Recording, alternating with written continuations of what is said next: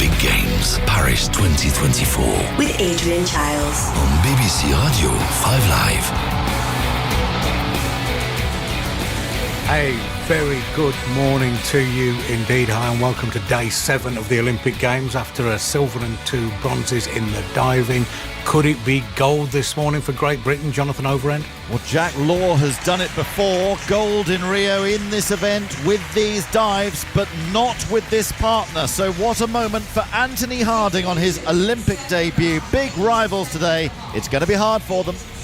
We're also on the hunt for more medals in the rowing. Chris Jones? Yeah, 2 big medal prospects this morning. The men's pair at 10:30, under half an hour away. What a showdown that will be in a stacked field. The women's lightweight doubles at 11:22. They're favourites for gold, but this is the Olympics and all bets are off.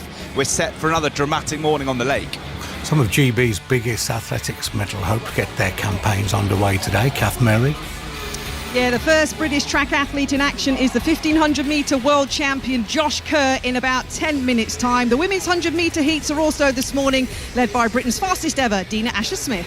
We're busy in the swimming pool too this morning. Alistair Bruce-Ball. Yes, qualification heats again this morning. The highlight is going to be Great Britain starting the defence of their mixed medley relay title, but without Adam Peaty in the lineup this morning.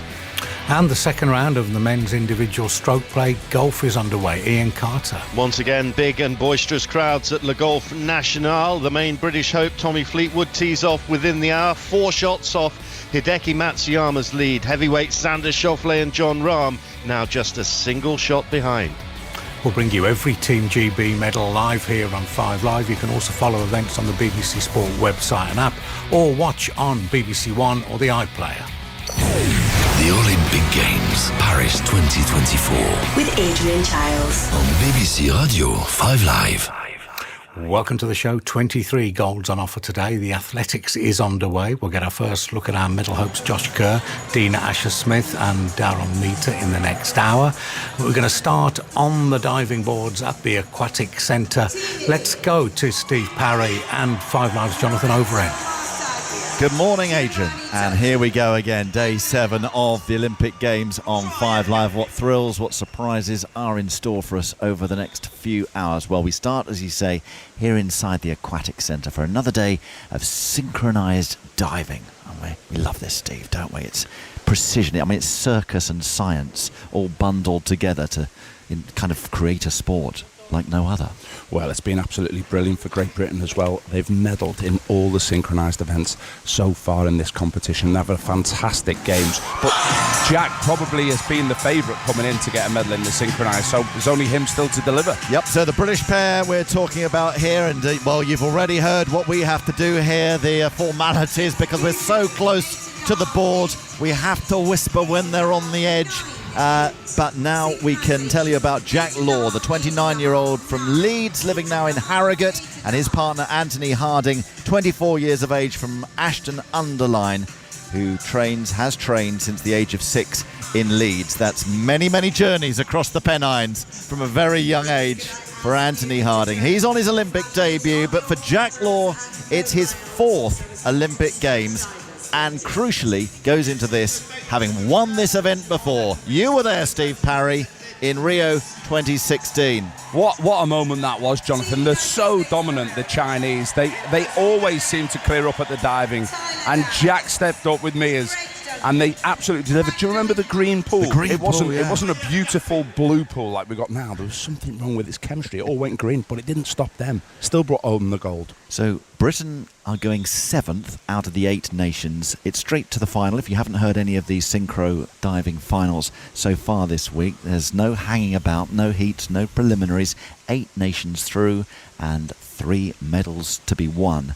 Britain will be the dive after next. Tyler Downs and Greg Duncan currently on the board for the United States, so we'll just watch them spring off this 3-metre board and then plunge into the pool. The leaders so far, unsurprisingly, are China they're always the nation to beat, Steve. But which other nations do you think will worry the Brits in this first round of competition? Well, I'm concerned about the Americans and the Mexicans. I think they're both very strong. And the Americans have opened up strong. They're 8.5s on the synchronised performance, 8.5s on execution as well. So that's a really good dive for them to get going. And the Italians did a good first dive as well. So they're right up there. So I think we'll be looking at China, Italy, USA, maybe the Mexicans as well, who come after the Brits. It's all very tense. 6 rounds of dives for all these pairs, so you'll be hearing it over the next hour or so, and then the medals will be won. Spain are next, and then it's Britain for their first dive. And really, as we go through this hour, what you need to listen out for in particular is the British 5th dive. Now, that's the dive that really won them the gold medal in Rio. I say them, but Jack Law with his partner at the time, Chris Mears. And it's the hardest dive that any of these teams are going to be performing today. Forward 2.5 somersaults with 3 twists from the 3-metre board. I mean, that's a ridiculous amount of acrobatics. But he pulled it off with Mears in Rio, needs to pull it off again here today. Not the greatest, I felt, from Spain there. So now we take a look at the Brits. There they are, Jack Law with the fair hair and his partner slightly taller, Anthony Harding. What a moment for him. He's partnered with Law since Tokyo 2020. They were 5th at the World Championships, which they were really disappointed with. I think they felt they underperformed on their final 2 hardest dives. Yeah, and they did. It wasn't best for them in Doha. They have been world medalists before. In fact, on their first outing in 2022, they got a silver. You know, considering the veteran that Jack is, he looks quite nervous there for me. Maybe he just needs to get this one under his belt. Well, the first 2 dives are the sort of regulation dives. They have to do 2.0 degree of difficulty. It's just a simple back dive for these 2. I say simple to execute by their high standards. But what about the synchronisation? That's what this event is all about. There's the call from Jack Law, and they have to be in perfect synchronicity.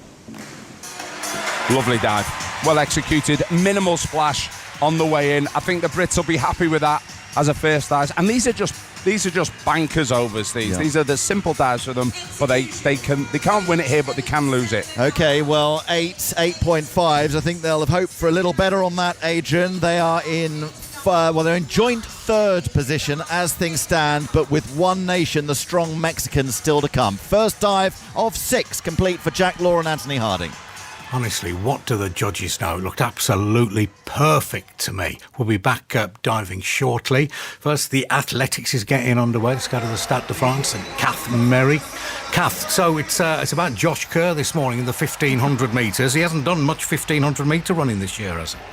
No, he hasn't, Adrian. Good knowledge. It's his first 1,500-metre race of the year. He's raced a mile, which he did very quickly in the USA in Eugene when he was victorious. And he's on the big screens now, Adrian, smiling, waving to the crowd. His sunglasses are on. And in his first 1,500-metre race of the year, he goes in heat number 1 in the Paris Olympics in the men's 1,500 metres. 3 heats to come. The first 6 automatically go forward to the semi-finals. 15 athletes in total in this first heat. Alison Kirbishley alongside me. Isn't it ironic that the first British athlete on the track at these Olympics is one of our strong gold medal prospects, Josh Kerr? And our team captain as well. And doesn't he look ready for this? He's spoken a good game on the build-up. He's having the season of his life.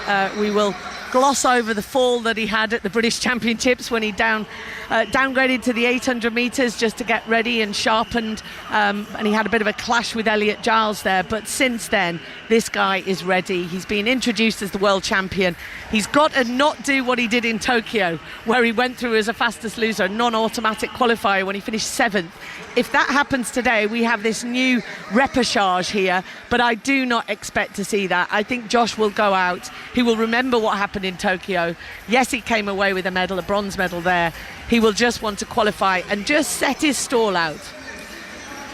So the camera once again on the 2 huge screens here at the Stade de France. 80,000 fans are here in the sunshine for our first stadium athletics session. Josh Kerr glances up at the sky, has a huge outtake of breath and comes forward to the line.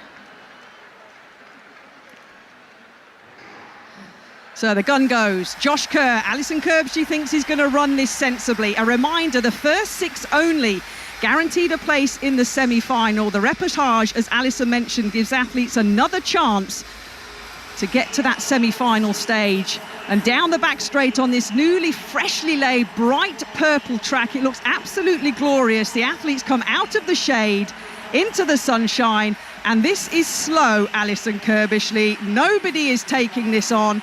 Josh Kerr comfortably in the middle of the pack, nice and easy as they pass us for the first time down the home straight. Now, he does have some serious competition in this, Kath, as you mentioned. We've got the gold medalist in Josh Kerr, but we've also got the bronze medalist in Yared Nuguse, the American record holder in here. He's got a blistering last couple of laps. 5th and 6th also from the World Championships in Budapest here. But like I say, it will be all about Josh Kerr running sensibly, running out of trouble, but getting into that top 6. I expect this slow first lap to start winding up because he will not want to leave it to a last lap burn-up. Just over 60 seconds then through the first 400 metres. The darker blue strip of Team GB this year, and Josh Kerr is sitting on the inside line, 3rd from the back. I've rarely seen Josh Kerr running this slowly. It's going to start to wind up though, because this pace with just the first 6 going through is not going to please, as Alison said, many of the quality athletes in this field. And now we're starting to string out Josh Kerr paying attention on the inside line, still 3 from the back. Yeah, and it's the bronze medalist Nordas. We're used to seeing a Norwegian up front, but this is Nordas, coached by Jakob Ingebrigtsen's father Gert. On the shoulder of him, it's the Aussie Ollie Hoare. And we haven't quite seen a move from Nuguse yet. The American, he's hugging the inside line with his training partner in 3rd place. Josh Kerr will start making his move now as they go down the back straight. Josh Kerr still 3 from the back. Nordas stringing this one out down the back straight, the white vest of Norway. Athletes now spreading out into the 3 lanes as they jostle for position at the 200-metre point. Josh Kerr's making his move, but he's getting into some traffic here. Access denied for Josh Kerr. He's still 4th from the back. Remember, the top 6 are automatically through to the semi-final. He's got to get off the curb, Alison Kirbshe, and he's got to start making a move because Nordas is turning the screw. Yeah, 600 metres to go now, 500 metres to go. And Josh Kerr has really got to do something serious now in this final lap because there's a lot of traffic in front of him. It's Nordas there, it's Nuguse, it's Ollie Hoare. Josh Kerr well out of qualification at the moment. The bell goes, top 6 guaranteed. Here comes Josh Kerr on the outside. He's up into 7th position. The sunglasses on, he's up into 5th position. Athletes are chasing the world champion, but just like that, Josh Kerr is in 3rd place with 200 metres to go. The top 6 guaranteed a place in the semi-final. Josh Kerr hits the mark with 200 to go. He's now in the lead. The British world champion, absolutely flowing, became the 2nd Scottish man to defeat Jakob Ingebrigtsen to win the world title last year in Budapest. He has a 2-metre lead. Now he's in cruise control. 3 metres leading. Josh Kerr, head back, blonde hair flowing. Team GB get victory in the first heat of the men's 1500 metres. Josh Kerr wins the heat, automatically through to the semi-final, 3:35.83. Why did we ever doubt him, Kath? Yeah, I was surprised that actually he did not want to take any sort of control in that at all. This is a very confident athlete. He has come in here, he is feeling it, he is ready to become Olympic champion, and that's how you do it. World champion, looking good, Adrian. Imperious is how I'd put that. It was a great commentary line, Kath, that was. Access denied. I thought, oh no, don't let this happen. But we needn't have worried, had we? He's good. He's walking off. He's smiling, Adrian. Glasses came off, wiped the sweat from his brow. Off he goes towards those semi-finals on Sunday. Thank you very much. Join you again shortly. Let's go swimming now. Alistair Bruce Ball, what have you got for us? Good morning, Adrian. Welcome again to the La Défense Arena. Packed to the gunnels. Not a successful swim from Great Britain in the first event this morning, I'm afraid to report. That's the men's 100 metres butterfly heat. 5 heats for Great Britain. James Guy went in the last of them. You need to be in the top 16 to qualify for the semi-finals, but he came last in his heat. and has finished 23rd fastest overall. So we're not going to see him again in that competition. We will see him again this morning, though, towards the end of the session, when he will swim the butterfly leg in the mixed medley relay team, a team that won gold 3 years ago in Tokyo. But on the personal front for James Guy in the 100 metres butterfly this morning, he will not be swimming in the semi-finals. Thank you very much, Ali. Let's go back to Jonathan at the diving. Where we're into the second round of dives, Adrian. Second of 6. And these are the second sort of regulation dives, if you like. Almost warm-up. If we weren't in the Olympic Games final, you'd say these are warm-up dives, Steve. Reverse dive for Great Britain coming up. Just Spain to go before them. But I think what we've learned from the 5 dives we've seen so far in this second round is that China are by far and away the best team. What's new? But then everybody else is really quite closely congested on the leaderboard. We're watching Spain at the moment, and up they go, springing high off this flexible board, and expecting them to register around about the 8.5s for that, perhaps. Yeah, there's a couple of 8s in there, but actually more 7.5s. So Spain will be down the leaderboard, and they're 5th at the moment. Ukraine 6th, Spain 5th, France 4th, and then the USA and Italy in joint 2nd, with China some way clear. So now Britain again. Britain will be wanting to get their noses in front here, so they've got a reverse dive that's coming up, and they'll just want to execute better than some of the other teams, make sure that they're still staying in the top 3 before they get onto the dives with more degrees of difficulty. Yeah, after this round, then it gets really interesting, because it goes to the harder dives that the teams have complete discretion over. They can choose how daring they want to be, and the Brits, in the dives they've selected, are certainly daring today. They're not going to leave this pool wondering. Here they come then.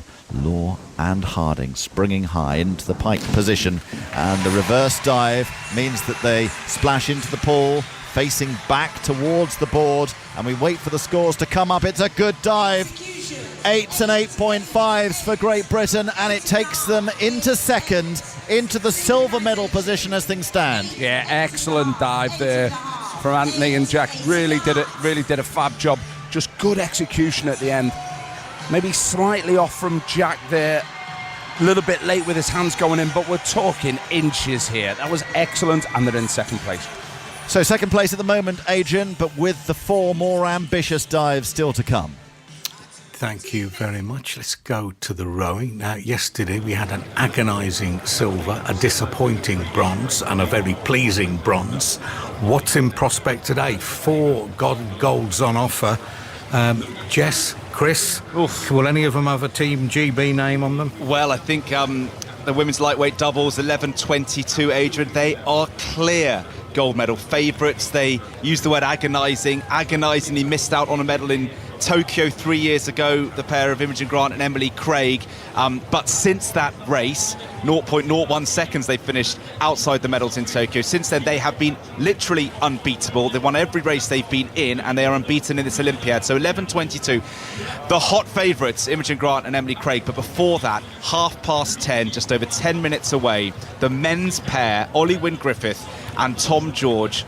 Look, we've had some unbelievable races with the women's quad and the women's four, but this could be the race of the week. They're in a stacked field against the legendary Croatians, the Sinkovic brothers, the Romanians, the Swiss. Will all have designs on the podium as well. The last Brits to win gold in the men's pair, a little-known duo called Sir Steve Redgrave and Matthew Pinson. So, the disciplines which we're looking at today, what do we need to know about them? So the men's pair, they've got an oar in each hand. They're quite a wobbly boat to row in. They're quite hard. You can't row it by yourself. You have to really be in synchronisation with that person alongside you. So Tom and Ollie are in that combination. But they've got, as Chris was saying, a stacked field up against them. Lightweight women's double, 11:22. They came 4th in Tokyo. This is kind of a redemption race for them. Yeah, and on the men's pair, Adrian, both these two guys, Wynne Griffith and George, they were part of the 8 in Tokyo. So they rowed as the 8 and they got a bronze, but they've taken the call. Look, it's all well and good being being part of an 8, but how about going into a pair, coming up against some greats of rowing like these Sinkovich brothers, and knowing if they can do this, they will go into British Olympic history. Redgrave and Pinson 96, Redgrave and Pinson 1992. Not since those heady days has any Brit won the men's pair, so they have genuine history at their fingertips, but they're up against such a strong field. This really could be a fantastic contest in 9 minutes time or so. So in every race, lung-busting, heart-bursting effort is taken as read with all of them, but with this pair there's the wobbly boat factor, which is just something else for the rest of us to stress about, Jess. Yeah, it's a very technical boat. It's the boat that the women's pair famously won, Heather and Helen Glover and Stanning, in 2012 and 2016. So they make it look easy, like all the sports we're watching, aren't we? But the skill to row it is really hard. And where we're not quite sure, Adrian, is how the semi-final, whether it will have any bearing. So to give some context, the Swiss had to come through the repechage because they flopped in their heats. They've had an extra race, the Swiss pair of Reisley and Gulick. So whether that will impact them, we will see. The Sinkovich brothers, they are double gold medalists. They won in the double sculls when it's an oar in each hand in Rio, and then they're the defending champions in this race, the men's pair. And Wyn Griffith and George have been unbeatable all year up until the semi-final when they finished second. They're European champions. They won gold at the Rowing World Cup 1 and World Cup 2. So is that a bad omen that they didn't win their semi-final, or are they just leaving enough in the tank so when it matters the most, there's 2,000 metres between them and destiny, they deliver on the biggest stage of all? Yeah, it's going to be interesting to watch that one, because I expect, Jess, that given it's technical to work that boat, when you start getting really tired at the end and your technique might go to pot a bit, then you lose some stability, which must count against you. Oh, it absolutely does. You know, these rowers, you're looking at the races between 6 minutes and 7 minutes. If you think about that in swimming terms, this kind of almost the long distance swims, isn't it? So it's your body, you push it to the absolute limit. You want to get ahead in these races, and then imagine you running up a set of stairs and someone chasing after you. It's that kind of feeling when you get to the top of the stairs and that person is almost tickling your heels. You want to keep going, but you can't because it really is painful. Yeah, and that's going to be the fascinating part of this, Adrian. It's tactically who's going to make the early running, because obviously all these rowers, like a lot of sports people, they talk about focusing on their process, just focusing on themselves. But Jess, if you look to your right or your left and someone's made a good start, does that start just to get in your head a little bit? Of course it does. It's also, this is the Olympics. So our lightweight women's double, they're world champions, they're European champions, they've got the world record. It counts for almost nothing on that start line. Okay, how long till I can start stressing? I found this the most stressful thing to watch in these Olympics 7 minutes till the men's pair. I've been bigging this race up all week, Adrian, so hopefully it'll deliver. All right, I'll get busy with my warm-ups then. Let's go to the golf. Ian Carter. Good timing, because Xander Schauffele, Adrian, just had a putt, the defending champion from the United States, across the 6th green that cozies up to the side of the hole. Had that dropped in, then Schauffele, the Open and PGA champion, would have gone to the outright lead. As it is, he's picked up 2 shots in his first 5 holes, so he has moved to 8 under par alongside Hideki Matsuyama. Now, Matsuyama of Japan tees off in around about 15-20 minutes from now. He'll be playing alongside Great Britain's Tommy Fleetwood. Matsuyama at 8 under par, Fleetwood at 4 under par. But this leaderboard is shaping up very, very nicely now. John Rahm making a move. The Spaniard, former Masters winner, has picked up 3 shots in his first 5 holes. He's just 1 shot off the lead now. Back down towards the back markers, I'm afraid, for the other Briton, Matt Fitzpatrick. Did get an early birdie. He's 1 under par for the 5 holes he's played so far. But that's only good enough for 1 over par overall, and that's a tie of 47th in the 60-man field. Ian, thanks for that. Kath Merrick back at the Athletics. With 250 metres to go at the second heat of the men's 1,500 metres, and George Mills, the British athlete, is shoulder to shoulder with Kenyan Timothy Cheruiyot. The top 6 guaranteed a place in the semi-final. Josh Kerr, the world champion, already through. But the burn-up has started. George Mills currently sitting in 2nd place. Now there's a mass of athletes led by the Kenyan. Gurma of Ethiopian's in the mix. George Mills is currently in 5th place. George Mills is going to go backwards. He's not going to finish in the top 6. He's going to be well out of automatic qualifying. 3:35.21 for the winner, but George Mills puts his head in his hands. He ran the first part, Adrian, just like Josh Kerr at the back of the field, made his move early, but faded in the home straight. He's bent over. He'll come back for the reportage because he's not automatically through to the semi-final. Neil Gawley to come. Thanks for that. And it's back to the diving now, Jonathan. My golly, we've just seen a relative catastrophe from the United States, who've got one all wrong. And, you know, the judging system, Adrian, here, as we were explaining the other day, the easiest way to think about it is a Strictly Come Dancing style, hold your paddle up out of 10, but with 0.5 increments. And one of the divers for the United States, it's like Craig Revel Horwood was here, got a 2. You hardly ever see that, and that is the mistake that surely will push the United States out of this competition. It's incredible watching it. I watch in awe, and then for about 2 minutes I've got such expertise that I'm looking at divers make a mess of it. I'm going, oh, hopeless. Yep. What have they been doing all week? What have they been doing in training? That's the Olympic Games, isn't it? You watch something you've never watched before for about 10 minutes and you're an immediate expert. I know that feeling, Adrian, absolutely. Big opportunity here, those guys. There's a number of teams that have messed up, including the Americans and the French.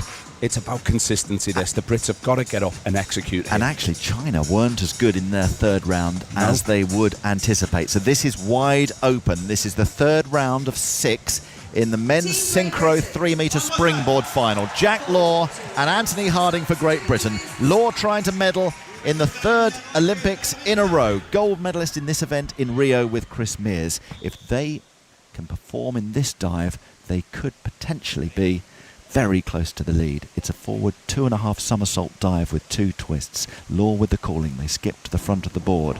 Up they go. Other teams have made mistakes. Looking good. Yes. Looking good. And Britain are delivering while the other nations are feeling the pressure, Steve. Well, they had the opportunity. The door was open. They have stepped up and delivered. Really strong scores on execution and minimal splash there, Jonathan, on the way in. The judges are going to like that. 8.5s and 8s for Great Britain. And that is a total score of 82.62 for that dive, which is higher than the Chinese in that round. To put it into some sort of context, brilliant from the Brits. It leaves them second in the silver medal position, well clear, Adrian, of their nearest rivals in second, going into the fourth round of dives. Thank you. Let's go to the rowing. Let's get ready to stress and go through it with our men's pair. Yeah, here we go, Adrian. The final of the men's pair. In lane 1, Spain. In lane 2, Switzerland. In lane 3, Croatia. In lane 4, Romania. In lane 5, Great Britain, Ollie Wynne-Griffith and Tom George. And in lane 6, the team from Ireland, Nathan Timoney and Ross Corrigan. And everywhere you look, Jess Eddy, across this start line, you have pedigree. The Romanians, such a great rowing nation. The legendary Sinkovic brothers, Valent and Martin from Croatia. The Swiss pair, they are the world champs. They had to come through the repechage. Can Ollie Wynne-Griffith and Tom George join the greats like Sir Steve Redgrave and Sir Matthew Pinson, who won in 92 and 96 in this category? Stacked. This event is stacked, but Ollie and Tom have chosen to come into this event, into one of the hardest events to row. It's an oar in each hand. It's a very wobbly, skinny boat. But if they win this, they're going to literally cement their place in rowing history, like you said. 2,000 metres to their destiny. Any second now, the start of the men's pair. We've had some epic showdowns on this lake over the past 48 hours. This could be right up there, and we are off. 2,000 metres for Ollie Wynne-Griffith and Tom George, who are in lane 5. How's their start, Jess? They've got to get out fast. They got dropped in their semi-final. Surprise beaten a few days ago by this fast, very fancy Romanian pair. They've got to get out with them, and they have in the first 100 metres. Yeah, they've made a strong start. They're up there in the lead, bow to bow with the Romanians. That's Tom George at the front, Ollie Wynne-Griffith at bow. Over in lane 1 is the Spanish, lane 2 the Swiss, who had to come through the repechage, so they might be feeling it. These great Croatians, they're champions in the sculls doubles, they're champions in the men's pair. They're looking to do something really special, but with a couple hundred metres gone, The British have come out really fast. That was a problem yesterday with the men's four, not a problem with the men's pair now. Yeah, they had to do this. They had to go back and look at their plan because they were dropped by this crew to the left of them in their semi-final, and right now they've got a completely different race plan because they're leading the race. These two old schoolmates, old university friends as well. After winning bronze in the 8, they took the big call. They're going to go and test themselves against some of the best rowing pairs in the world, the likes of the Romanians, the Swiss, the Croatians. But with 400 metres to go gone and 1,600 metres to go, it's a very fast start from the GB pair. Little look across there from Tom George in the stroke seat. He's looking back at the rest of the field. This is a strong position to be in as they approach the first marker, the 500. Yes, they crossed the 500 metre line, 1,500 metres to go. The Irish on this near side in lane 6, the Romanians in lane 4, the great Croatians, the Zinkovic brothers in lane 3, the Swiss and the Spanish make up the field. Pain etched on the face of Tom George at the front. Ollie Wyn-Griffiths, the Welshman, behind his shades. They have made a very, very strong start, but we've seen all week teams get reeled in. Can they be front runners and make their Olympic destiny? Well, these two men right here have got huge physiology. Get in that gym, anyone. Get on the ergo, the rowing machine. Set it to 2,000 metres. Tom George has the British record. He's beaten Mo Sabihi. He's beaten Sir Matthew Pinson. He's the biggest engine Britain have ever seen. You've got to use it now, Tom. Talking of Matthew Pinson and Redgrave, those great Olympians for Great Britain. They won this event in 92 and 1996. Wyn-Griffith and George will join them in the history books if they can prevail here. With 800 metres gone and 1,200 metres to go in the final of the men's pair on the leg to the east of Paris. They've dropped the Irish in lane 6. They may well have dropped the legendary Zinkovic brothers in lane 3 as well, and it could come down to a shootout with Romania as we edge towards the halfway point. The Romanians overhauled them a couple of days ago. The Brits have got that in their sights, but they know if they can drop the hammer here and close the door, they could end this Romanian dream and make it all Great Britain. Lahat and Artini, the Romanian pair in their red caps. Wyn-Griffith and George, their lead has just been lost a little bit. They are bow to bow with the Romanians as we cross the 1,000 metre mark. They do still have their boat slightly in front, Great Britain. They have a very narrow lead to the Romanians. Then it's a few metres back to the Croatian team in lane 3 and the Swiss in lane 2. It's all about now whether Ollie Wyn-Griffith at bow and Tom George at stroke of the front of the boat, can they sustain it for 900 metres and join Redgrave and Pinson as gold medalists in the men's pair? Well, this is gladiatorial. You're seeing titans of the sport fighting it out here. The third quarter of the race, it hurts here. They know that. Can they really stamp their name on this medal? They've got 800 metres to do so. It's neck and neck with the Romanians. The women's quad on Wednesday, what a race that was. Gold for Britain, agonising silver, but an amazing race 24 hours ago in the women's 4. The men's pair going bow to bow here, stroke to stroke with the Romanians. They are side by side and practically inseparable, but just about Wyn-Griffith and George for Great Britain have their boat in front with 700 metres to go. A little glance to the left from Tom George. They were dropped by the Romanians at the end in the semi-final, but this is the one that really matters. They were in the 8 in Tokyo 3 years ago. They're looking to make history as a pair now. Ollie Wyn-Griffith and Tom George are now half a boat length clear with 600 to go. The Swiss are coming in the outside lanes. Boys, take a look at them. You've got to move now. They've not got much of a sprint in them, this British pair. Start shutting the door on the rest of the field. Looking strong. 500 metres to go. Here we go then. The Irish are languishing in lane 6. The Spanish won't be threatening the podium in lane 1, but it's going to be Switzerland, Croatia, Romania and Great Britain, who still have a handy lead of 3 or 4 metres as they go past the 1,500 metre mark. Under 500 to go in the final. They've got to hold their heads here as the field behind them are sprinting. This hurts. This is painful. The Croatians have just taken it up as well. Big push though from Ollie Wyn-Griffith and Tom George, who now have a lead of the whole boat, maybe a bit more. 370 metres to go.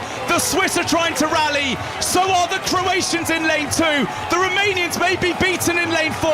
300 metres and the lead is healthy. The lead is quite sizable now for Wyn-Griffith and George. Can they hold on? They've got rate to go. They can move fast. faster. They can take the rate up as they're coming into the last 250. The Romanians are running through treacle, but suddenly the Croatians are an absolute travelator. It might be the Croatians that GB have to worry about here. Those greats of the lake in Sinkovic brothers. Fallon and Martin are coming really hard, and now the gap is only half a boat's length with 160 metres to go. It might be that the Croatians are reeling Britain in here. I think they are. This legendary pair of the Sinkovic brothers, Fallon and Martin, looking for a third straight gold in the games. 100 metres to go, and they have about a quarter of a boat's length lead, Great Britain. Hold on, GB. You've got this. 60 metres to go, and it's a third of a length. 50 metres left now for Ollie Wink-Griffith and Tom George. 5 big strokes. The Romanians are beaten. Croatia coming right at the end, and Croatia win it at the last. Croatia win it at the last. A rally with a couple of metres to go. A valiant effort from Ollie Wink-Griffith and Tom George, who did everything they could to row their way into British Olympic history. But right at the end, having led for 1,950 metres, they are pipped by these brilliant Croatians who have now won gold in Rio in the double sculls and have defended their men's pair title. They are Olympic greats, the Sinkovic, Fallon and Martin. But that great British pair of Ollie Wink-Griffiths and Tom George couldn't have given any more, and they have a silver medal for their extraordinary efforts, Adrian. Extraordinary, absolutely brutal for the British pair. Let's go back to the diving. The live action continuing thick and fast from the lake back inside the pool for Jack Law and Anthony Harding, and their fourth dive in the men's synchro 3-metre springboard final. They are in contention. The Chinese have underperformed again in this round. It's up for grabs. Can Britain deliver this inward 3.5 tuck dive? It's a hard one. They're facing with their backs to the pool. In they go. A little bit of over rotation from Harding, but not too bad, Steve. Absolutely right. They had the opportunity to go top there. I think with the over rotation from Harding, they'll be scored down on his execution, but it still could be good. 7.5s and 8s, but Harding is given a 6 for execution. So what it means is that Britain is still strong. It was still a strong score, not as good as China on that occasion, and in fact not as good as the Italians either. But after 4 rounds, they remain in silver medal position with just the Mexicans to go. Now the Mexicans are going to be Britain's big rivals, you feel, for the silver medal position. That's presuming that China hang on to their lead, which is by no means a foregone conclusion. This is a really, really tight leaderboard up the top, and Britain are very much part of it. If we're able, we'll see these Mexicans, and then we'll have everyone complete in round 4 and be able to give you the complete picture of how things stand. The Mexicans performed best of every team in the 3rd round, and here they go. Looking in towards the board, and it's a solid dive, and it may well be that they go ahead of Great Britain into the silver medal position. The Mexican coaches are really celebrating that one. Oh, they go all the way to the top, the Mexicans. They go above China and push Great Britain into bronze medal position, but what a turn-up. China have been overtaken after 4 of the 6 rounds of competition. It's Mexico from China from Great Britain, Adrian. Amazing stuff. Let's go back to the athletics, Kath. Yeah, the 3rd and final heat of the men's 1,500 metres has just finished, and Neil Gawley, the British champion, finished in 5th place. It was a right old battle to make sure he got in the top 6, but he did, and goes forward to the semi-finals. And Jakob Ingebrigtsen, the defending Olympic champion, as cool as you like, coming in 3rd. Quick reminder, Josh Kerr, the world champion, already through. George Mills finished in 10th. He'll come back for the reportage on Sunday if he chooses, because he's doubling here. And Neil Gawley through to the semi-finals in 5th just a few minutes ago. Thanks, Kath. We're still reeling from Team GB being caught right at the death. But Jess, even as somebody of Croatian heritage, I was gutted for Team GB to lose it like that. Oh, we had that almost. There was a slight little catch of the water with 5 strokes to go, and it meant that the Croatians just crept through. But that's what happens in rowing. You don't affect the person next to you, but you can by putting them under so much pressure that they break, and Brits were about 4 strokes from Olympic glory. Instead, it's really hard to take silver there for the men's pair. When you say catch the water, just on the stroke, they didn't clear the water going back for the next stroke. Yeah, so we're putting our oars in and out of the water every single stroke, and sometimes if you don't extract the blade from the water perfectly, the leg can just hold on to that oar. We call it catching a crab, so there's a bit of a crab caught there. But that's just pure exhaustion because Ollie and Tom had really put themselves out to win that race, and they couldn't hold on technically in that dying stages. And we wondered, didn't we, tactically how they'd go about it. We saw the men's 4 yesterday start so slowly and basically always rowing for bronze. But these guys, Jess has been saying all week, the engine these 2 Brits have. Tom George is a physiological specimen, isn't he? One of the best around when it comes to GB rowing. So they made the call to go out quick and stay quick. And they were just a few strokes away, weren't they? We'll come back to you shortly, Chris and Jess. Let's go back to the diving. Jonathan? Because we're now into the penultimate round of dives for all these nations. It's Mexico from China, from Great Britain in the medal standings. Now this round is really key, because this is when Britain are going to deliver what they hope will be the big scoring dive of the competition. No other team is attempting a 3.9 degree difficulty dive in this round, and it's a forward 2.5 somersault dive with 3 twists. It's an awful lot of acrobatics to get in such a short space of time, and that is to come. But for now, it's China. Now, China led the competition after round 1. They led it after round 2, but then things started to slip for these 2, Long and Wang. And they were 3rd best in round 3. They were 3rd best in round 4. And frankly, these are not the standards the Chinese diving team are expecting. Steve? No, they're fully expecting to come here and win all 8 gold medals. But if they do have an Achilles heel, it is the men's synchro, and they need to win this round.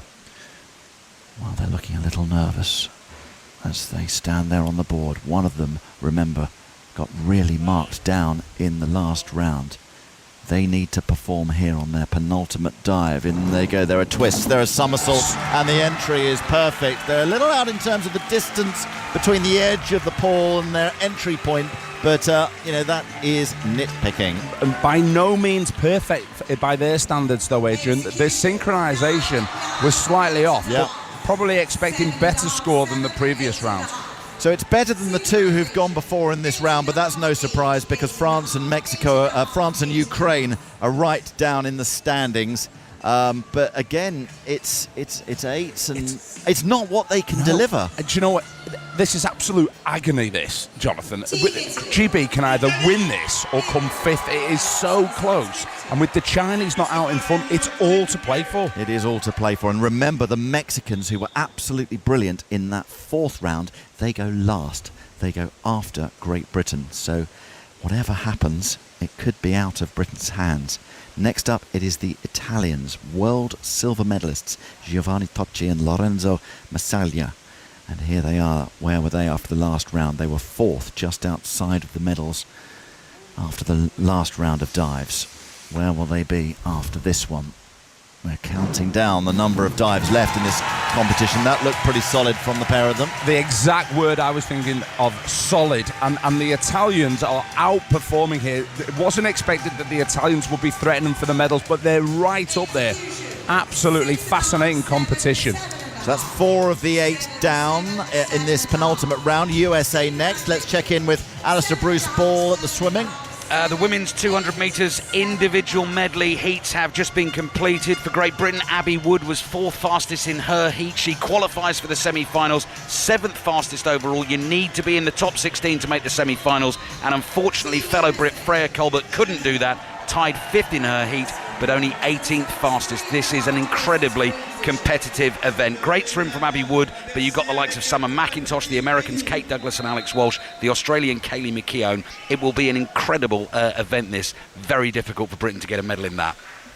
The United States are next here in this diving 3-metre springboard synchro final, and it's Greg Duncan, the 25-year-old, and Tyler Downs, 21 years of age, 6 times US junior diving champion, but already in his second Olympics. Now, the United States have medalled at both the previous games, Rio and Tokyo, but not with this team. They've had one really weak dive. That was in the 3rd round. They pulled it but well in the 4th round, and here they go with their 5th and penultimate dive with twists galore, but the synchronicity is out, and I fear that the United States will not be troubling the competition. Neither will Ukraine, and neither will France. There's a chance Spain could be in contention there next, but it's unlikely. Already, Steve, it's looking at 3 medals from 4 nations, and Britain very much in contention. I am gripping the table here. The jeopardy of this dive for the Brits is unbelievable. They've got to do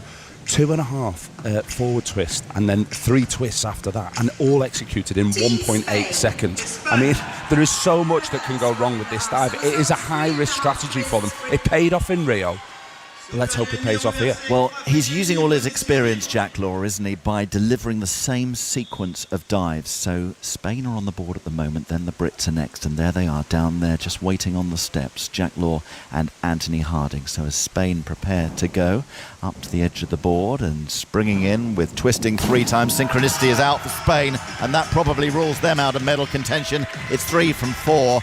Let's tell you about this dive then.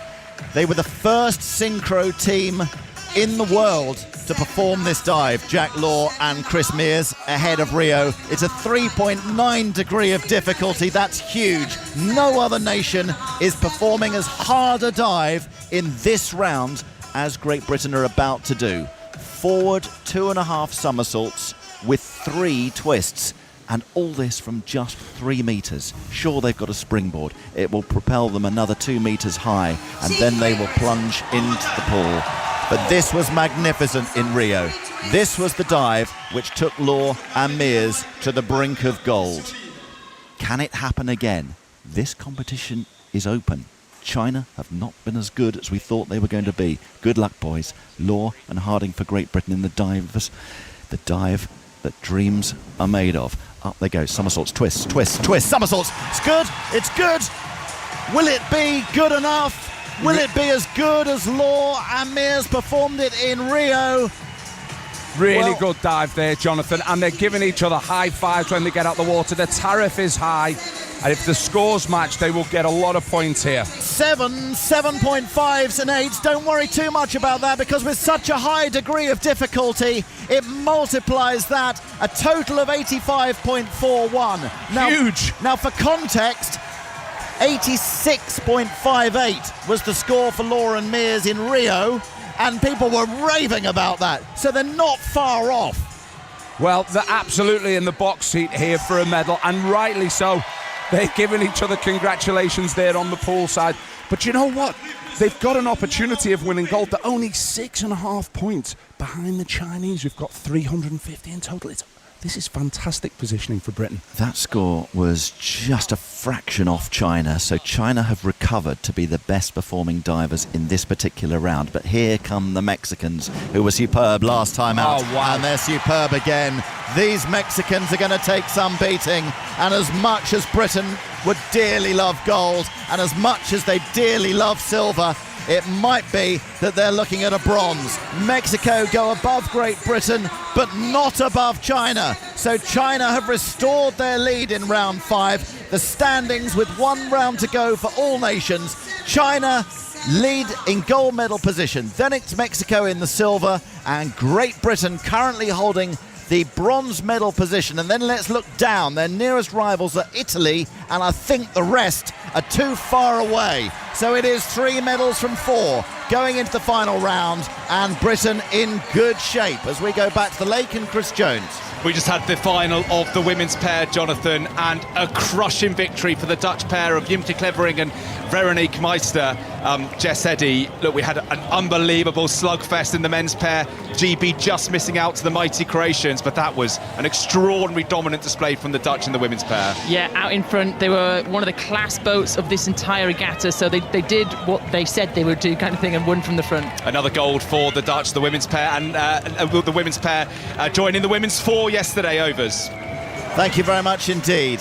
So the final round of competition, 8 dives to come, 3 medals to be won, 4 nations in contention. But one slip is all it takes for things to get turned completely on their head. The pressure absolutely immense. Airborne acrobatics we're watching here to such a high standard. And going into the final round, China, the favourites and multiple world champions, lead the way. The Mexicans, 4th at the World Championships, including the rising star Osmar Alvaro Ibarra, just 20 years of age, are performing superbly, and they're in the silver medal position as things stand. Here come France for their final dive. The French have been cheered on magnificently throughout this competition, but that was a poor dive for them, and unfortunately they were 5th after the last round, which would have been an amazing result for the French, but that probably their weakest dive of the lot, and that's going to push them down the board. They're going to struggle there, the French. And do you know what? They would have thought coming into this competition, if they could be top 5, that's probably a result that they'll be happy with. There is a story, however, about one of those divers. Adrian will snigger as we go on this one. Alexis Janard was performing in this arena to inaugurate this new pool in April with one of these dives. He slipped on the board and into the pool at the opening ceremony, the inauguration. He received a call from President Macron to see if he was okay. And rightly so. It was such a bad slip. I hope so. And to his credit, he put his tongue firmly in his cheek and started doing YouTube tutorials on how not to dive. And they've racked up 4 million views so far. Good on him. They're called How to Do a Bad Dive, if you want to go looking for it. But they're going to be down the board after that one. Ukraine are next. Now again, Ukraine are not going to be challenging for the medals. They were 7th after the last round of dives. 7th out of 8th. Good effort from them. Well played. It's good Olympic experience. Of course it is. But they will be down the board once more as we get ready for the Chinese. Here we go then. They're in gold medal position. 2 of their 5 dives so far have not been great, Steve. What do you think is going to happen now? Well, this is really uncharted territory for them. Usually at this stage, the Chinese are so far in front, they have room for error on their last dive. They are under an inordinate amount of pressure here. Imagine being the Chinese divers that messes up a clean sweep for the nation in the diving pool. They've won overs 27 out of the last 32 gold medals in diving. And they're a powerhouse. They'll be nervous here. Now, they've won every gold medal of this competition so far this week. But Britain, remember, have been hot on their heels with a silver medal for Daly and Williams and bronzes for Spendelini, Siriex and Tolson, and also on the opening day of competition for Mew Jensen and Harper. Here we go then with the Chinese, their final dive of this 6-round competition.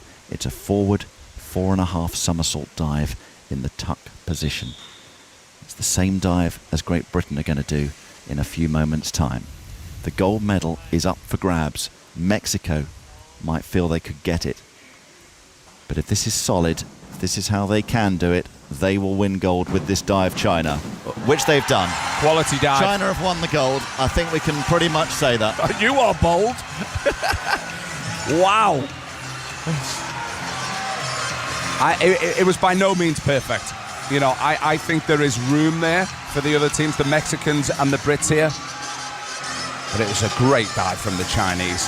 Well, you got a little bit of stick earlier in the week, Mr. Parry, for just hoping for a few errors here and there. You almost had your bottle of fairy liquid out on the board before that one, but that was good. It was surely good. It's 8.5s. It's 8.5s for their hardest dive, and China pulling well clear at the top of the leaderboard. China will surely be winning gold. Yeah. See, I've downgraded in 30 seconds, but only just. Italy next. Look at the focus here from the Mexican divers. Eyes closed. They're going through the routine. They're visualizing what they need to do in order to challenge the Chinese for that gold medal. Well, it's Italy next, and Italy were fourth going into this final round of competition. They're the one other nation that could potentially deny Britain a medal. So if there are any mistakes here and they get marked down, it will guarantee Britain a medal, almost certainly. Here come Italy then. Masaglia and Tocci skipping up to the front of the board. Somersaults, 4.5 of them. Good execution, slight synchronicity issue, but you kind of expect it, Steve, don't you? They're doing so many rotations, all these teams, that there is that sort of slight margin for error that you don't get on the more regular dives. It's actually hard to get your head around. You know, take a leap off a 3-metre board, do 4.5 forward somersaults in a tuck position with your knees up at your chest, and execute a perfect entry into the water and make no splash. I mean, it sounds ridiculous, but that's what these guys are doing. One of the divers has been marked down. One of the divers has a 5, and it's not good enough for Italy. And that is going to send Italy above France, who have gone already. But France are not troubling the scorers, nor are Ukraine. And I think that Italian score is going to get overtaken. Substantially so. Not by the Americans, though. The Americans were out of it when they completely messed up their third dive. But it is further Olympic experience for young Tyler Downs, one of 7 children, and his partner Greg Duncan. Always such a production line of excellent divers, the United States, over the years. Their final dive, forward 3.5 somersaults. Good luck to them after their disappointment midway through this competition. Up they go. There are the somersaults. Not as many. That was brilliant. It was beautiful, wasn't it? That was really nice to watch, and well done, because that's hard. When it goes wrong midway through the competition, to have the focus and the professionalism to deliver in the next 2 dives. They'll be gutted, you know, Jonathan, because they came here with hopes to win a medal. It was one of America's best chances to get a medal, but it wasn't to be today. But that's the jeopardy of this sport. It is so tough. Yeah, they're down in 6th, the United States. Even the Ukraine and Mexican and French teams are above them. Now it gets interesting. Spain are next. They're probably out of it in 6th position, but then it's Britain and then it's Mexico. We think China have done enough for the gold. The Mexicans are going to have something to say about that, and if the Brits can pull out the dive of their life, then maybe they're going to have something to say about it as well. But make no mistake, a bronze medal would be a result. A silver medal would be a huge result. And is it still possible that they might be able to pinch the gold? We're going to know in the next few minutes. Here comes Spain, the final dive for them, and their synchronization is completely out. And there have been more mistakes, I think, in this event final, Steve, than in the other 3 earlier in the week put together. You're absolutely right with that. This has been a little bit ropey in terms of execution from these divers. It's been messy. And we don't usually see this where China aren't fully clear at this stage. They said coming into the meet that the synchronization for the men was the Achilles heel of China, and it's proved to be so. I'm so nervous for Anthony and Jack here, and they look nervous too. They know there's a chance of a medal here, an outside chance of a gold. Well, to get the gold, they're going to have to get 97 points. It's surely too far. In Rio, Law scored 91.2 for this dive with Chris Mears. It's their last dive. Forward 4.5 somersault dive in the pike position.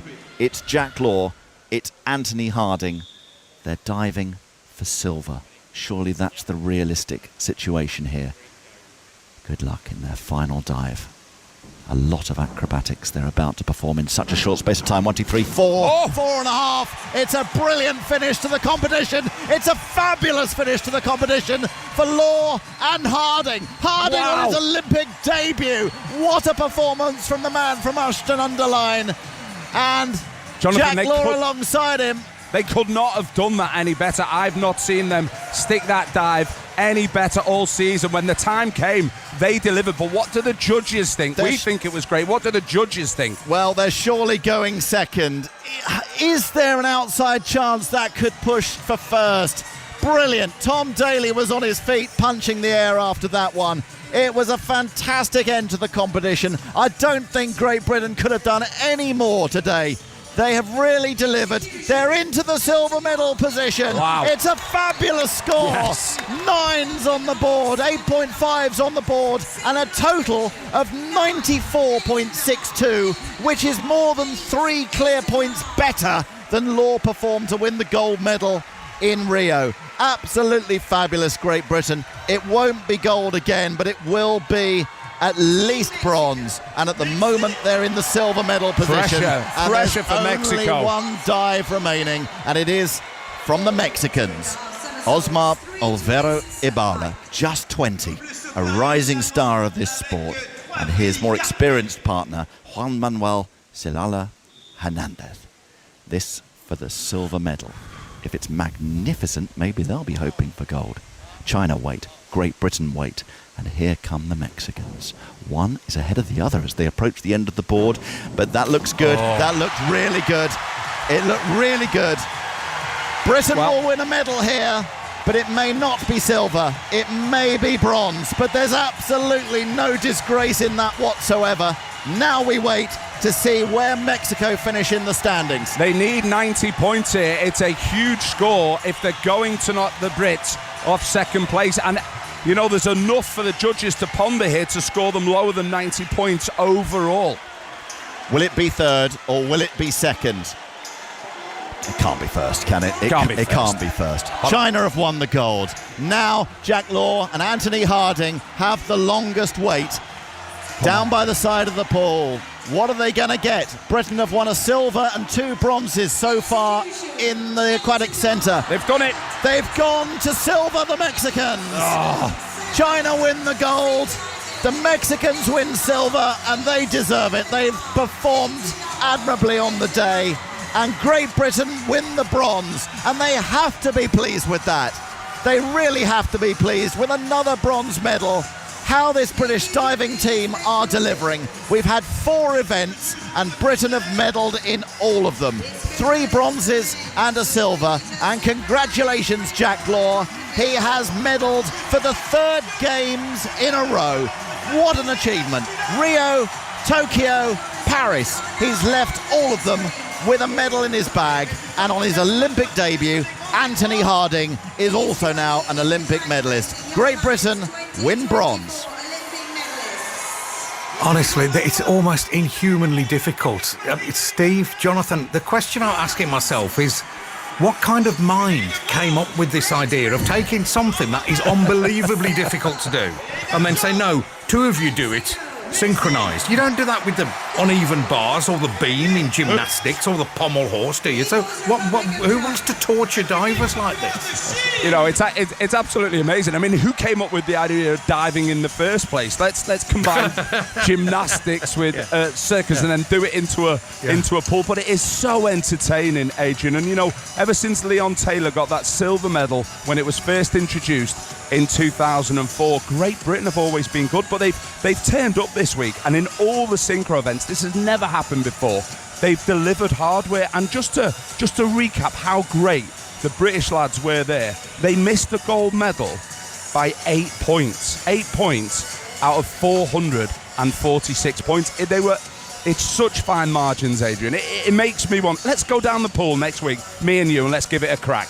Okay, we'll have to start slowly on that one. I mean, what's their if only thought, divers here? In the earlier dives, I'm trying to think, did they drop points there? Yeah, the 4th round, Adrian, they were the 4th best out of 8 in round 4. That's where, I mean, I don't want to say that's where they lost it. I really don't want to mean that at all. But that's where they will think, actually, we could have got maybe 4 or 5 more points in that dive, which might potentially have edged them silver.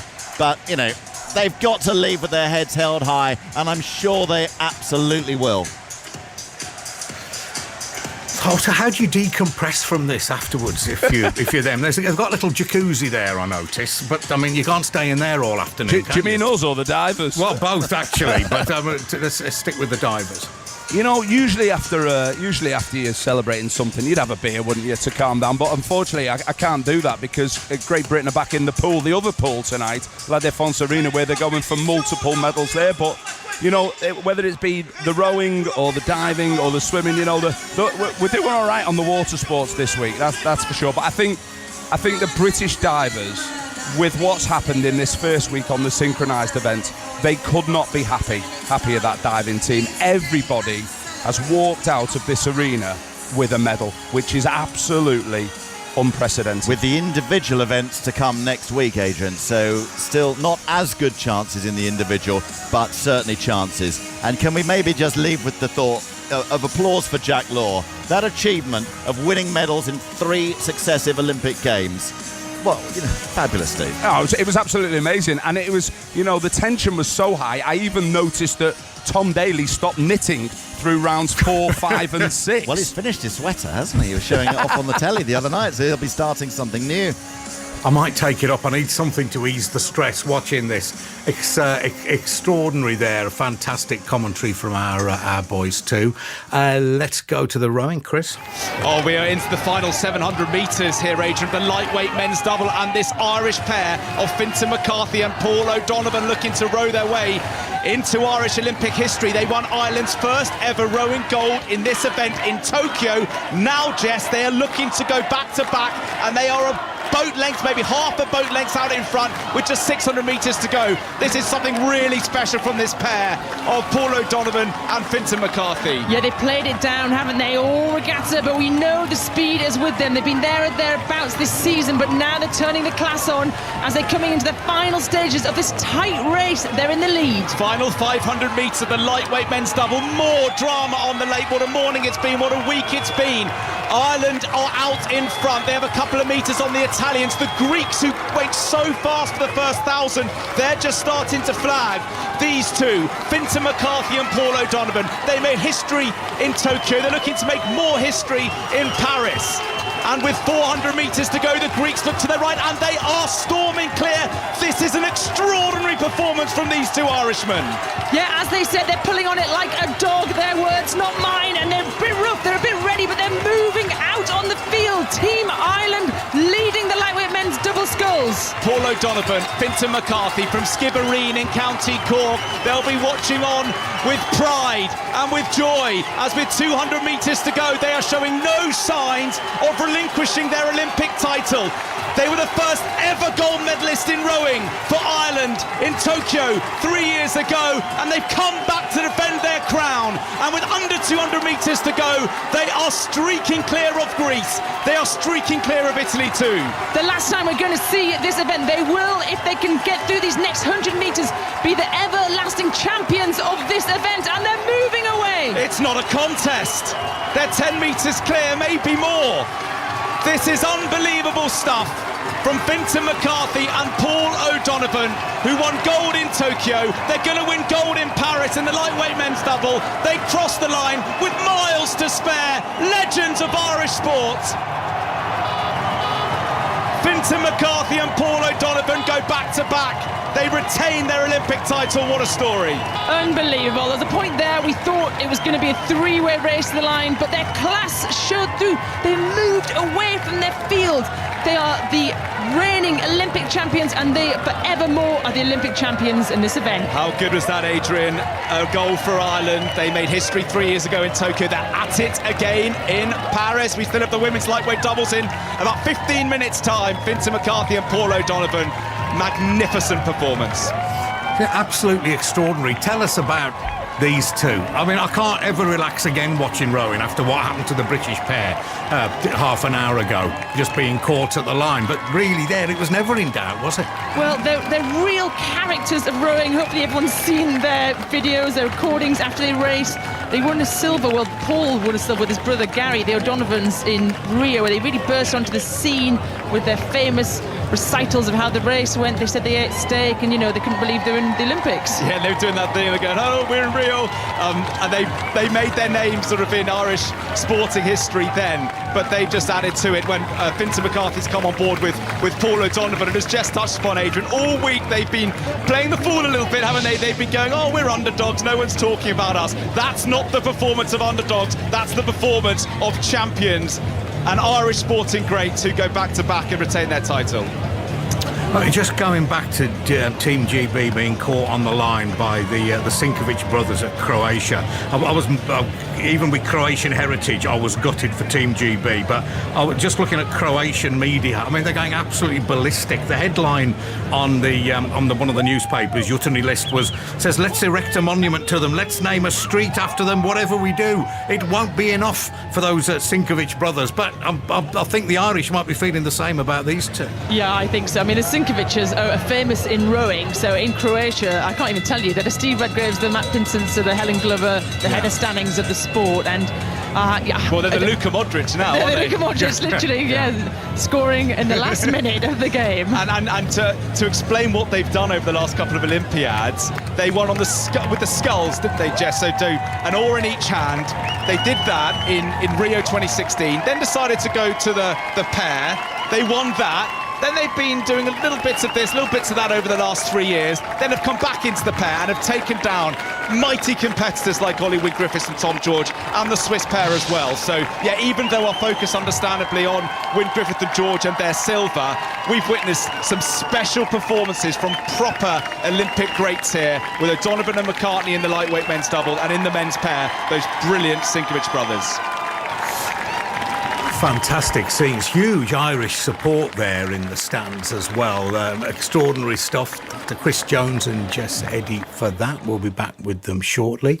The women's 100 metres heats are underway. A couple have been and gone while we were at the rowing. Kath, just update us what's happened. Yeah, sure, Adrian. There's 8 heats in the first round proper of the women's 100 metres. In Heat 1, American world champion Sha'Carri Richardson looked imperious, to use your word, 10.94 seconds. In the heat just gone, in heat number 3, Daryl Neater, the second fastest Briton of all time, just looked very smooth, running a season's best of 10.92 seconds. And very shortly on the track, our second Brit in action is Imani Lancico, who's lining up shortly in heat number 4. But this track, this newly laid purple track, Adrian, is very, very fast. And so what have we got coming up? So a few more heats to go then, and if I look to our left, myself and Alison Kirbishley in our commentary position, we see all the athletes ready and poised. Every single one of them has their hands on their hips.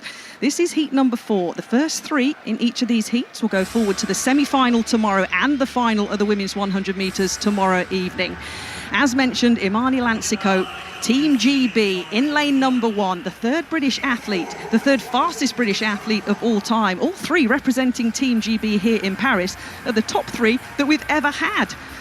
Andre Ludek could be a challenger in lane number 4 for Canada, and Tia Clayton, the Jamaican, the world number 6 this year, goes in lane number 8. What we're going to expect from Imani Lancico here, Alison Kirbishley, after that brilliant run from Daryl Neater? Yeah, I think she'll take a lot of hope into this, seeing what Daryl was able to do there, looking so good, and securing the fastest time that we've seen here this morning as we head into heat 4. When you think the likes of Sha'Carri Richardson, the American champion, went in heat 1, Imani's just been introduced to the crowd, looking very, very calm and collected in lane 1. It was a false start disqualification for her in the World Championships last year, and she hasn't quite managed to deliver individually. She's very much been a vital part of our relay team, running that second leg, and has got many medals. I guess probably the biggest for her, Olympic bronze medal from Tokyo in that sprint relay quartet. But she will very much hope that she can get through the rounds and make the final here.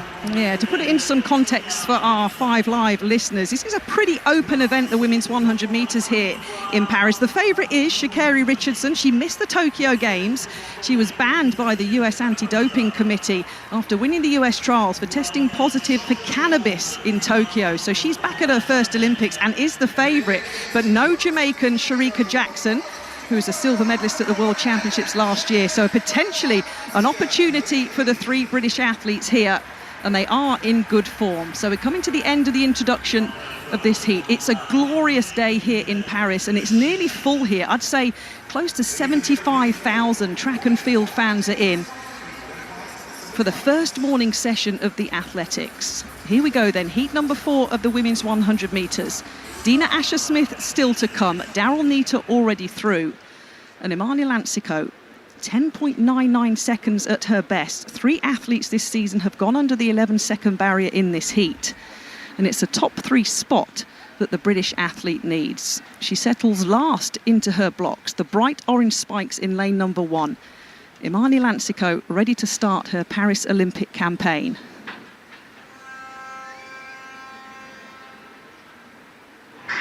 And the gun goes. It wasn't a good start for Lansico in lane number 1. Ludek moving nicely. Clayton of Jamaica going well in lane number 8. Imani Lansico now coming through. She's going to potentially grab the third and final automatic qualifying spot for the semi-final, Alison.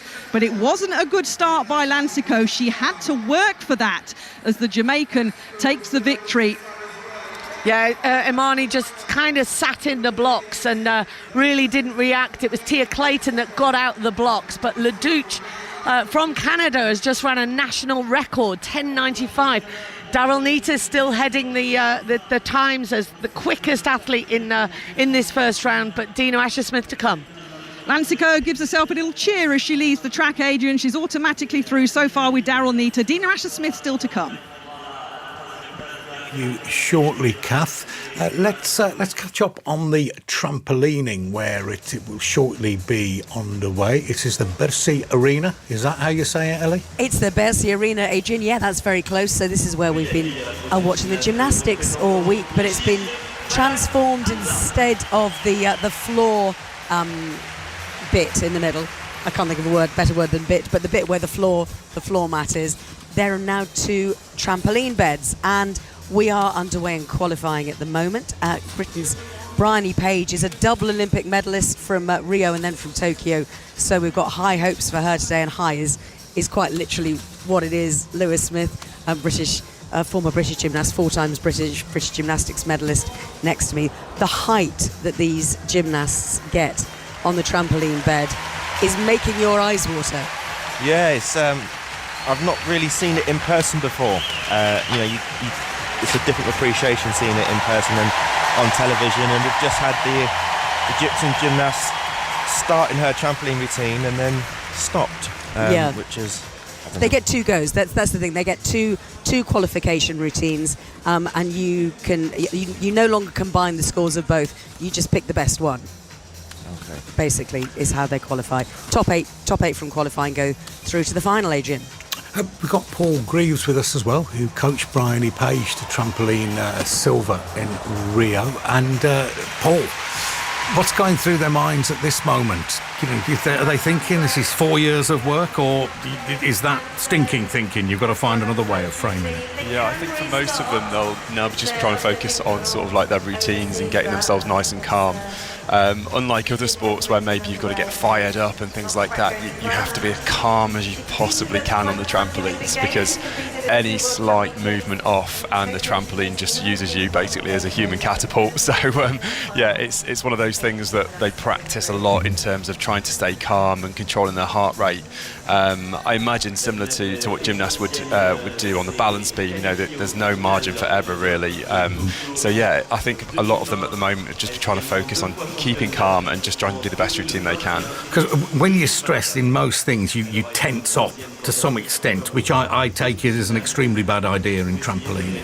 Yeah, and that's something that we practice in training. It's something where I remember being in my gym and I'd get my athletes to sprint up and down the sports hall before they do a practice competition, just so that they get the chance to actually try and calm their heart rate down and things like that. So obviously they're going to be full of adrenaline, and it's a big psychological game, trampoline, which is what makes it so exciting.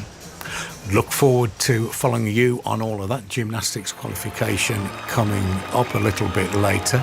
Let's get back to Chris Jones ahead of the next race. This is the lightweight women's double sculls. What's in store here, Chris? Well, Adrian, when we chatted at the start of the week, Jess Eddy and I, about the best hopes for Team GB when it came to gold medals, it's these two. It's Imogen Grant and Emily Craig. It was heartbreak for them in Tokyo. They missed out on the podium by 0.01 of a second. That's been driving them on over the last 3 years. They have gone unbeaten since that day. 10 regattas without defeat. They're the world champions. They're the European champions. They're unbeaten in this Olympic cycle.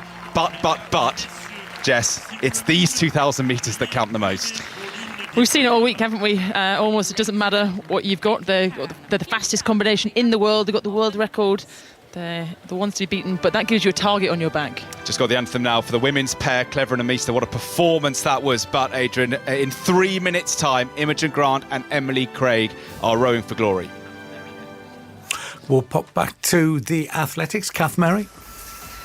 Yeah, we're working our way through these women's 100-metre heats. Daryl Neita and Imani Lancico automatically through for the semi-finals tomorrow evening. Sha'Carri Richardson, the world champion, also automatically through. And now on the track, it's time for Dina Asher-Smith. She'll line up in lane number 2, the British record holder over the 100 and the 200 metres, a 10.83 clocking at her best. She's seen her training partner, Julian Alfred from St Lucia, qualify, winning heat number 2 at 10.95 seconds. That's a little confidence boost for the British athlete. Chukwuma of Nigeria could be a challenger in this heat for Dina Asher-Smith. She goes in lane number 5 and has run 10.88 seconds this year. The sun has gone in, Alison. We've just said and updated Adrian on the new purple track being quick here in Paris. It's hard to judge a 100 metres, isn't it? But how's Dina Asher-Smith going to run this? Get out hard, shut down when she's comfortable? What's she thinking? I think that's what you can't leave it to the latter part of the race. We saw Imani there really have to work hard after a bit of a laboured start, and Dina's been working hard on this start. As you mentioned, she's moved now to a new coach, Florian Edris over in America, Coach Flo, and under the tutelage of him, she's got an amazing group around her, the likes of Julian Alfred, who we saw take heat 2. I guess the danger woman will be on her right hand side, the Polish athlete Eva Swoboda, very much known as an indoor specialist, 60 metres. She is blistering over the first 60, so I expect her to get out. Dina has her, as I said, just on her right hand side, so she's got to concentrate on reacting, driving through that first 30 metres, and hopefully, as you said, switch off once you know she's qualified and just coast through. We did see Daryl Neita run all the way to the line, dipping, so she really did have to run hard. But I think Dina will want to see a quick time. I think she'll want to see something starting with a 10, just to give her a bit of confidence and also just, put a marker down. Yeah, Alfred, as I mentioned, her training partner, sub-11. Daryl Neita, a season's best of 10.92 seconds to win her heat, sub-11. Sha'Carri Richardson, the American world champion, pre-Paris favourite, 10.94. Let's see what Dina Asher-Smith has got then. She's standing, looking down the track, swaying her hips from side to side. Swoboda, as Alison mentioned, the Polish athlete, she will be a threat, 10.94 seconds at her best. The Nigerian in lane number 5. The sun just keeps going in and out here at Stade de France with the near 80,000 fans. The wind's been pretty calm as well here on this first morning. A little plus 1.5 metre wind behind the sprinters, so nothing over that +2 illegal limit. And we've already seen shots of Shelly-Ann Fraser-Pryce with the famous fan that she had in Budapest in warm-up as well. So even the Jamaicans are finding it hot out here. But yeah, isn't it wonderful to see the stadium so full? It is kind of shades of London 2012 when it kind of surprised us all how many came out for these qualifying rounds. We do have the decathlon on. We're just looking down on the bottom bend and we've got a section of French flags waving, but the women are now being called to their blocks. Here we go then. Shelly-Ann Fraser-Pryce, incidentally, many consider the greatest of all time, coming up in the final heat. But Dina Asher-Smith settles into her blocks. A top 3 position will guarantee her a place in the semi-final tomorrow, wanting to join her teammates Daryl Neita and Imani Lancico. Head down. Swoboda takes one final look, the Polish athlete, at the track. We're settled for heat number 5. Asher Smith in lane 2.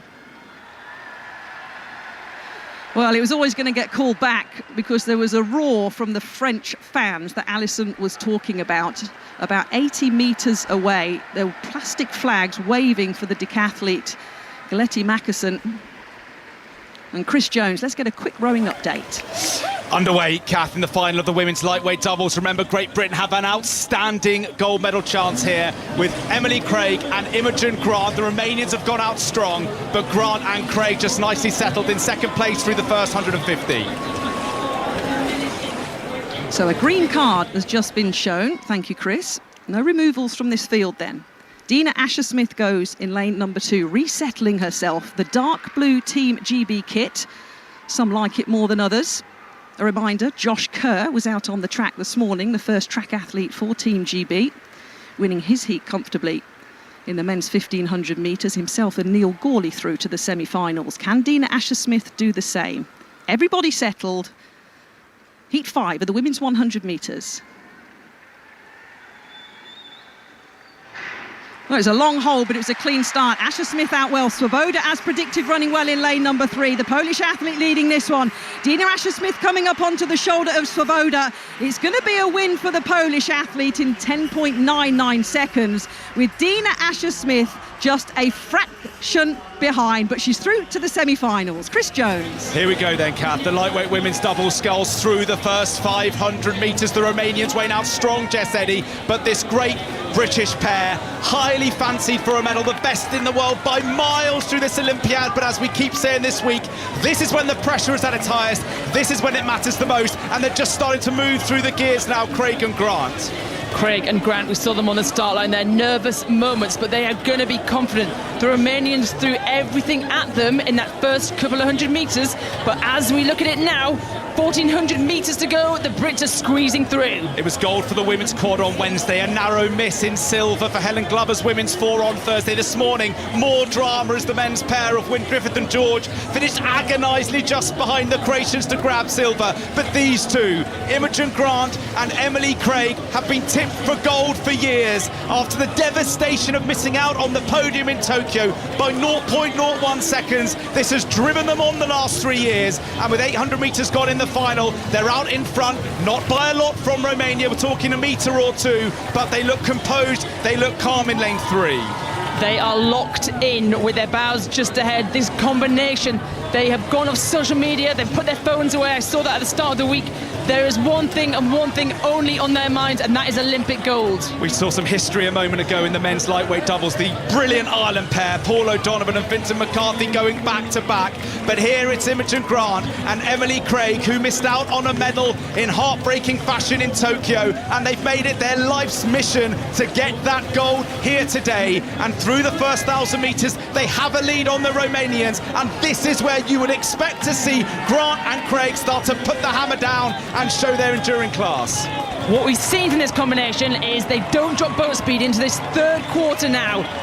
Going through the 1,000-metre mark, I want to see them moving away. There's some really fancy crews behind them. New Zealand, Romania. Let's shut the door on them. Let's show your class now, GB. Looks like a shootout with Romania in lane 4 and New Zealand in lane 5. Van Groningen and Kosmiuk from Romania. Cox and Kittle from New Zealand, who might be battling for third at the moment. But it's a lead. It's a boat's length. A lead for Imogen Grant and Emily Craig with 800 metres to go. And this is where they've got to stick to the process. Come on, GB.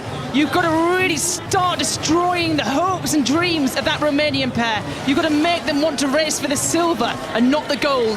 This is your moment. They're the world champions of Grant and Craig. They're the European champions. They are 10 regattas unbeaten. Unbeaten through this Olympiad, winning medals for fun all through the cycle. But as we keep saying, this is the one they want. They've had the poster of the Tokyo disappointment up to remind them of what they missed out on and to remind them of what they could achieve over the next 600 metres. For Imogen Grant at stroke, and Emily Craig at bow. They're 650 metres, and they still have this handy lead of 7 or so metres from the Romanians. Well, troubled waters 3 years ago in Tokyo, but now it looks like blazing water. It is flat calm in Paris, and the Brits are still up by 1 length. 550 metres to go, looking strong, GB. There have been agonisingly tight finishes in the women's quad, in the women's 4, and this morning in the men's pair. But with 500 metres to go, willed on by the support of the grandstands, can this great British pair of Imogen Grant and Emily Craig, as they go through the 500 metre to go mark, and they still have a lead on the Romanians. They can't quite get clear water. It's enough. It's more than enough, but can they sustain it? Watch out for the Romanians. They are so racy. They're hungry. We saw them in their women's pair earlier today. Blasted Australians for silver. But as we're looking at it, the Brits look like they're moving away, Chris. They put their foot on the throttle now. Imogen Grant and Emily Craig, they're 350 metres away from glory. 350 metres away from legacy, from a gold medal. They missed out on the podium 3 years ago, and they're trying to put away the Romanians here. The Greeks are starting to rally. The New Zealanders too, Cox and Kittle in lane 5. But it's a lead, and it's a healthy lead of 9 metres now from Imogen Grant and Emily Craig to the Romanians. Dig in, drop that hammer, GB. You have got 200 metres between you and Olympic glory. Imogen Grant and Emily Craig have under 200 metres to go now. The Romanians have been up there all the way from Groningen and Kosmiuk. Shannon Cox and Jackie Kittle might be beaten out in third. The Greeks are coming through to pick the Kiwis. 140 metres to go. What's going through their mind now, Jess? They can enjoy this. They're literally a length up. They've got 100 metres. They've got about 10 strokes to go. Soak this up, GB. This is historical. Well, given the way the men's pair were pipped, the women's 4 were pipped, we can't take anything for granted. But with 60 metres to go, it looks for all the world like Imogen Grant and Emily Craig are going to be Olympic champions. The finish line in sight. They look left and right. They cross the line. Olympic champions. Imogen Grant and Emily Craig win gold. The ghosts of Tokyo banished in Paris. They win gold for Great Britain. Unbeaten since Tokyo and that heartbreak, and they have delivered when it matters the most. Never in doubt. So strong, so composed, so confident. They were here to win the gold, and they have delivered when it mattered. Oh, what pressure would have been on those shoulders, Adrian. Imogen Grant and Emily Craig, everyone talking them up for years, saying it's a formality, they're going to win gold. It's one thing being told that, it's another thing executing. And over 2,000 metres, they led for most of it and never looked in danger. They look spent, but they know they are forever Olympic champions. I don't know whether to feel joy or relief for them. A wonderful performance. I just wonder if it helps if you know you've just got one adversary essentially to worry about, which was the Romanians in this case. With the pairs. I'm only thinking with the pairs, it struck me that GB were pipped at the post, but they had 3 different crews to worry about. I think it was the Romanians at one stage, then the Swiss, then the Croatians. In that race were unreal. They came sprinting at the end. The Kiwis, they were world champions before Tokyo. Yeah. They had a tight field behind them. They showed how fast they were because they were so good, so we almost didn't speak about anyone else, but I've not given enough airtime to the other crews around them. They had a class field. This boat class is a lightweight, so they all have to be exactly the same weight. So we normally see super tight races. They've shown and they've blasted the field away in that race. I can't tell you enough how impressive that was. And I just wonder how much... Has anyone measured the recovery of the heart rate in those who've won and those who haven't won? And Our heart compared rate or theirs, Adrian? Well, both. Well, both, I suppose. I don't know. It must ease quicker if you've just actually won, and the pain must stay there if you haven't. Yeah, mine's quite high right now, so I think they're probably going to be excited and exhausted, but we're pretty drained right now in the studio, I tell you. Yeah, and it's another one. In the end, it was sort of never in doubt, wasn't it? I mean, we're not taking anything for granted on Team GB at the moment. Yeah, but this is the Olympics. At the start of the week, I would have said the men's pair were going to win, the women's 4 were going to win. Anything can happen. You see it out there, don't you? Crews doing extraordinary things.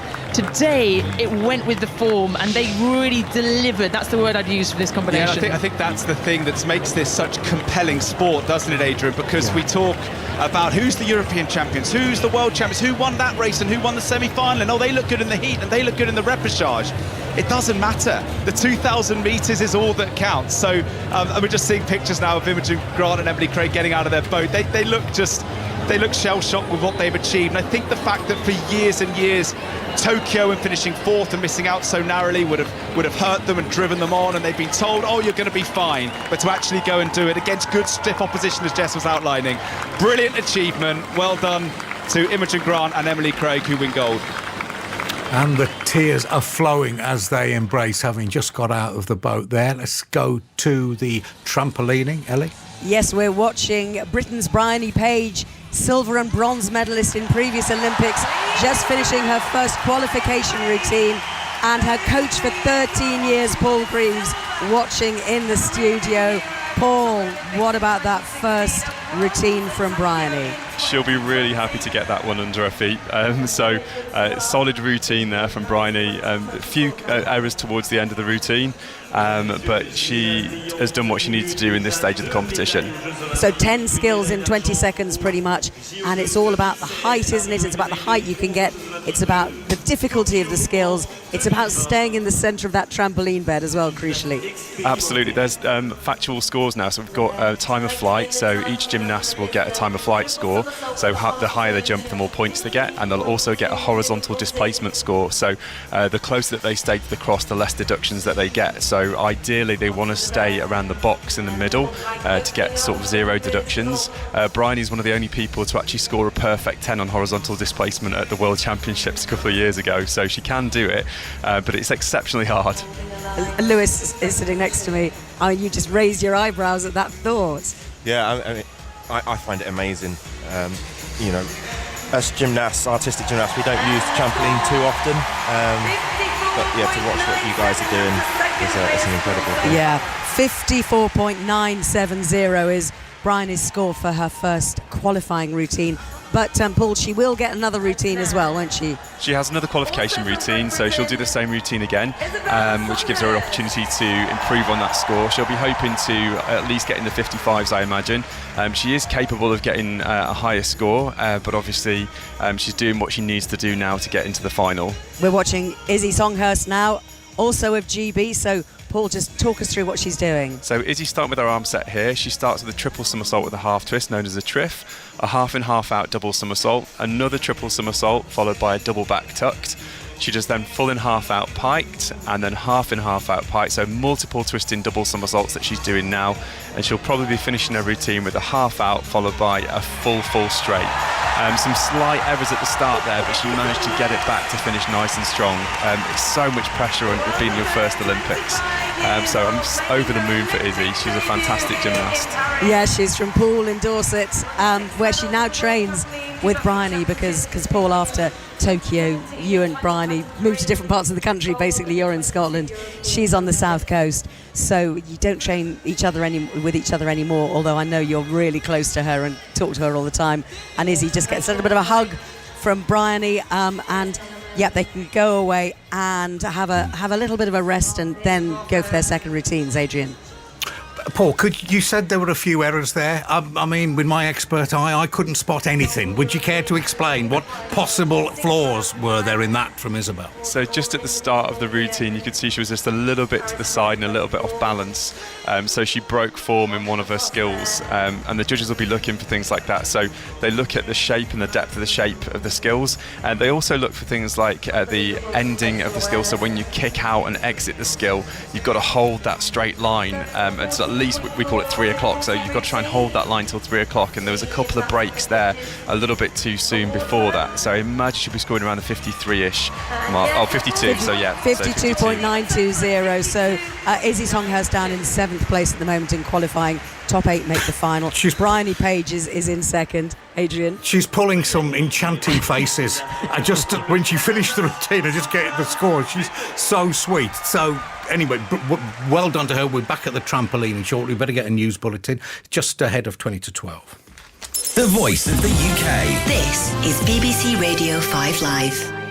The 5 Live News with Dina Campbell. Merseyside police say they've made 7 arrests with more expected over the coming weeks. It's after violent protests that took place following the Southport stabbing attack. Detective Chief Inspector Tony Roberts from the force has urged anyone with video footage of the disorder to come forward so that those responsible can be identified. The Culture Secretary, Lisa Nandy, has told this programme that she's had a robust and frank discussion with the BBC's Director General over the corporation's handling of its internal investigation into Hugh Edwards. Tim Davie has defended the decision not to sack the news presenter, despite knowing last November that he'd been arrested for possessing indecent images of children. Ms Nandy says it cannot happen again. President Biden and his Vice President Kamala Harris have greeted American detainees at an airbase outside Washington after they were released from Russia as part of a prisoner swap. The plane carrying 2 US journalists and an ex-Marine landed overnight. Mourners have gathered in the Qatari capital Doha for the funeral of the Hamas political leader Ismail Haniyeh, who was killed in Iran on Wednesday. Although the strike is widely assumed to have been carried out by Israel, it's made no comment on the killing. The Olympics, Paris 2024. GB just missed out in silver. Today we put it all out there. There can't be regret in looking back and knowing you've done all you can. And GB will hold on for a comfortable bronze. Today we got the best performance out of the year when it counted and got a medal. And it's bronze, a brilliant bronze for Britain, for this team of Becky Wild and Matilda Hodgkins-Byrne. The Olympics, Paris 2024. Every Team GB medal live On 5 Live and BBC Sounds. Paris 2024. The Olympic Games. With Adrian Chiles. On BBC Radio 5 Live. But we've been revelling in the diving, the rowing, athletics and trampoline. High time we caught up with what's happening in the swimming. Ali Bruce Ball. All quiet now, Adrian, inside the La Défense arena. The spectators have made their way out and off they go into Paris. The morning session is finished. I've just been trying to get my head round a hugely entertaining event that finished the session tonight. Great Britain are Olympic champions in this. I don't know if you've seen it, Adrian. It's the 4x100 metre medley relay, but mixed. Love it. 2 men and 2 women in each team. Backstroke, breaststroke, butterfly, freestyle. So each stroke gets done. 100 metres for each swimmer, but it is totally up to you who you put where in the order. So you've got men swimming against women doing the different strokes, and during the race there is a huge disparity between where the teams are, and then it tends to turn up into a sort of bit of a bun fight completely at the end. Great Britain have got through anyway, 5th fastest in the heats. America were quickest, then Australia, then China, and then the Netherlands. There's a chance Adam Peaty might swim in the final for Great Britain on the breaststroke leg, which could obviously pick up the pace for them a bit. The final is not tonight. It's not until tomorrow night, but don't miss that, because that is a I have no idea how I'm going to commentate on that, Adrian. That looks like a complete nightmare to me.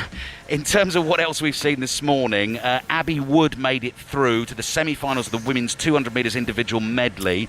Freya Colbert didn't, and James Guy didn't get through to the semi-finals of the men's 100 metres butterfly. And the last thing I just want to do, Adrian, is say do not miss 20 minutes of box office Olympic action tonight in the pool. So 7:30 UK time through until about 7:50. 3 finals, British representation in all of them. The first of them, Ben Proud, goes in the men's 50 metres freestyle. That takes about 20 seconds. That's an incredible event to watch that. The real speedsters flying down the pool. Then we've got Honey Osrin and Katie Shanahan going in the final of the women's 200 metres backstroke. Honey Osrin's a 21-year-old who really has been a bit of a revelation at these games. Swam brilliantly in the qualification. Outside chance maybe of a bronze medal there. And then just to cap it all off, Léon Marchand, the great poster boy of these games, the 22-year-old from Toulouse, is going for his 4th individual gold in the men's 200 metres individual medley. So the French fans are turning up just expecting a coronation. But Britain do have 2 swimmers in the final, and Duncan Scott, I reckon, could push him close. Duncan Scott and Tom Dean will go with that. So 7:30 tonight, Radio 5 Live, swimming. Look forward to it. Have a relaxing afternoon then, Ali. Sounds like you need the rest preparing for all that. Let's go to the golf in Carter. Yes, it's a fantastic global spread on the leaderboard, and I have to say that Great Britain's Tommy Fleetwood is right in there as well, Adrian. He's got off to a flying start today. He has picked up 3 shots in his first 4 holes. The big moment for him came at the par 5 third, where he found the green on that 558-yard hole in 2, and then holed from across the green. He was on the left edge of the green. Superb putt, left the flag in the hole, and it was joined by his ball. So an eagle 3 there. He's backed it up with a birdie at the 4th, so he's now in a medal position because he is in a share of 3rd place as it stands. 3 under for his round, 7 under par overall. But the defending champion Xander Schauffele has picked up his 5th shot of this second round through 11 holes. He's moved to 11 under par, so overhauling the overnight leader Hideki Matsuyama. He's only on the 4th as it stands at the moment, the Japanese player, in silver as it stands at 10 under par. And then Fleetwood, Thomas Detree, they're both at 7 under par, so it's shaping up very nicely. Rory McIlroy at the moment becalmed at 3 under par. Is the weather going to play a part here? It looks as benign today as it did yesterday to me. Yeah, it played a part late on yesterday when storm clouds rolled in and they were fearful of electrical storms, so there were a couple of interruptions late on. The forecast I've seen looks like it's going to be set fair for the rest of the tournament, which is great news. Perfect conditions here. The course was softened especially by a big storm overnight heading in to the first round yesterday, so that's why the scoring is so low. The players can play that target golf and really go and hunt out the flags, and it's creating a spectacular scene really in golfing terms. And I have to say, the crowds again absolutely fantastic. The atmosphere really is brilliant. When Mathieu Pavon, the leading Frenchman, came onto the first tee, an impromptu rendition of the French national anthem. Great atmosphere here. Cheers, Ian. Ian Carter at the golf. Let's go back to the 100 metres heats at the Stade de France. Kath? Yeah, we're into the final heat now, 8 of 8. And she's waited patiently. Many consider the greatest of all time, 37-year-old Jamaican Shelly-Ann Fraser-Pryce, the 3rd fastest athlete in history, lines up in lane number 7. She might only be 5 foot tall, but her medal cabinet is bulging like nobody else in this women's 100 metres. 8 Olympic medals in total, including this title back in Beijing 2008 and London in 2012. And let's not forget, Jamaica had a clean sweep of this women's 100 metres in Tokyo. Elaine Thompson-Herah took gold. She's not here. No Sharika Jackson, who took bronze, but Shelly-Ann Fraser-Pryce, who took the silver in Tokyo, lines up here in lane number 7.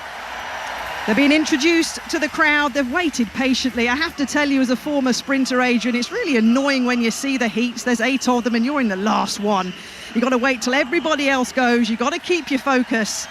Marie-Josée Tarlou of the Ivory Coast goes in this heat in lane number 2. She was 4th in Tokyo.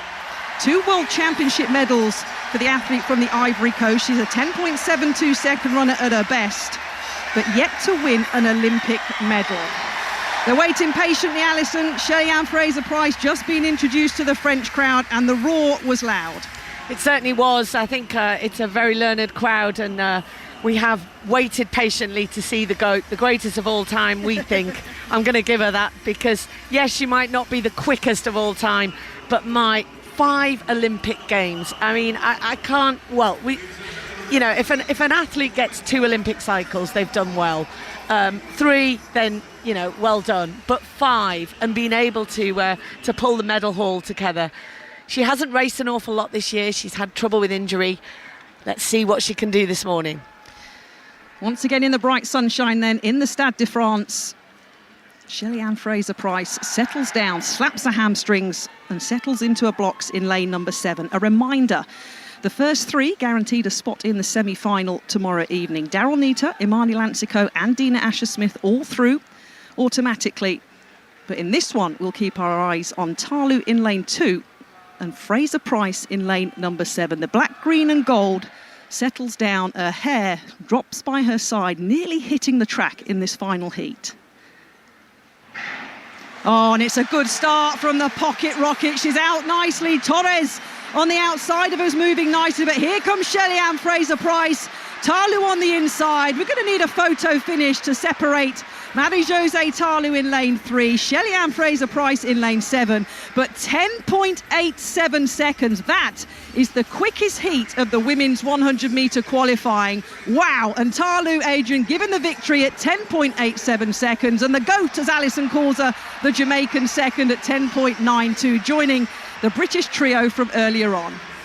Thanks, Kath. Let's go to the rowing. And for once, there's no jeopardy here. There's just something to enjoy, the medal ceremony, Chris. Yeah, what a moment, Adrian, for Imogen Grant and Emily Craig. They are on the podium, and Jess Eddy in the middle of the podium. We've seen some unbelievable races, haven't we, over the last 3 days of competition. The men's pair, they had to settle for silver after an incredible slugfest with Croatia. It was disappointment at the last for the women's 4, Helen Glover and her team, Esma Booth, Sam Redgrave, Rebecca Shorten yesterday. But for these two, Imogen Grant and Emily Craig, as Adrian was saying, not quite the jeopardy, because they did what they've done all Olympiad, get out in front and not let it go. And any moment now, they'll be singing the national anthem with a gold medal around their necks. Yeah, never in doubt for this crew, we can say that. I'm not sure if I felt that through the middle of the race, but huge redemption for them. They've had a really up and down few years. Personally, Imogen has been doing her medical degree. Emily went away to do some studying. She's not a historian. So for them to be able to balance that, and they're about to get their gold medals. Yeah, they step forward and they are both in tears. Is this where you catch the eye of someone special in the crowd and it sets you up a bit, no doubt? I think this is the moment when you're so focused on taking stroke by stroke all your training sessions. This is the moment you can really feel it, and they're going to get probably one of the most unbelievable feelings in the world in a second, the national anthem and their flag. Emily is so composed. She's an absolute executor, and we don't ever see her like this, so I think that's exactly what's happened. The floodgates have opened. She just cradled her gold medal in her hands and just broke down. And that's really nice. Imogen Grant pointing at Emily Craig and saying she's the star kind of thing. The Greeks winning a bronze, and fantastic effort from both the Greek crew in the men's lightweight and the women's lightweight. And a word again about Paula Donovan, Fintan McCarthy, the Irish Olympic greats who retained their Olympic title in the men's. But in the women's lightweight doubles, Imogen Grant and Emily Craig sing the anthem as Olympic champions.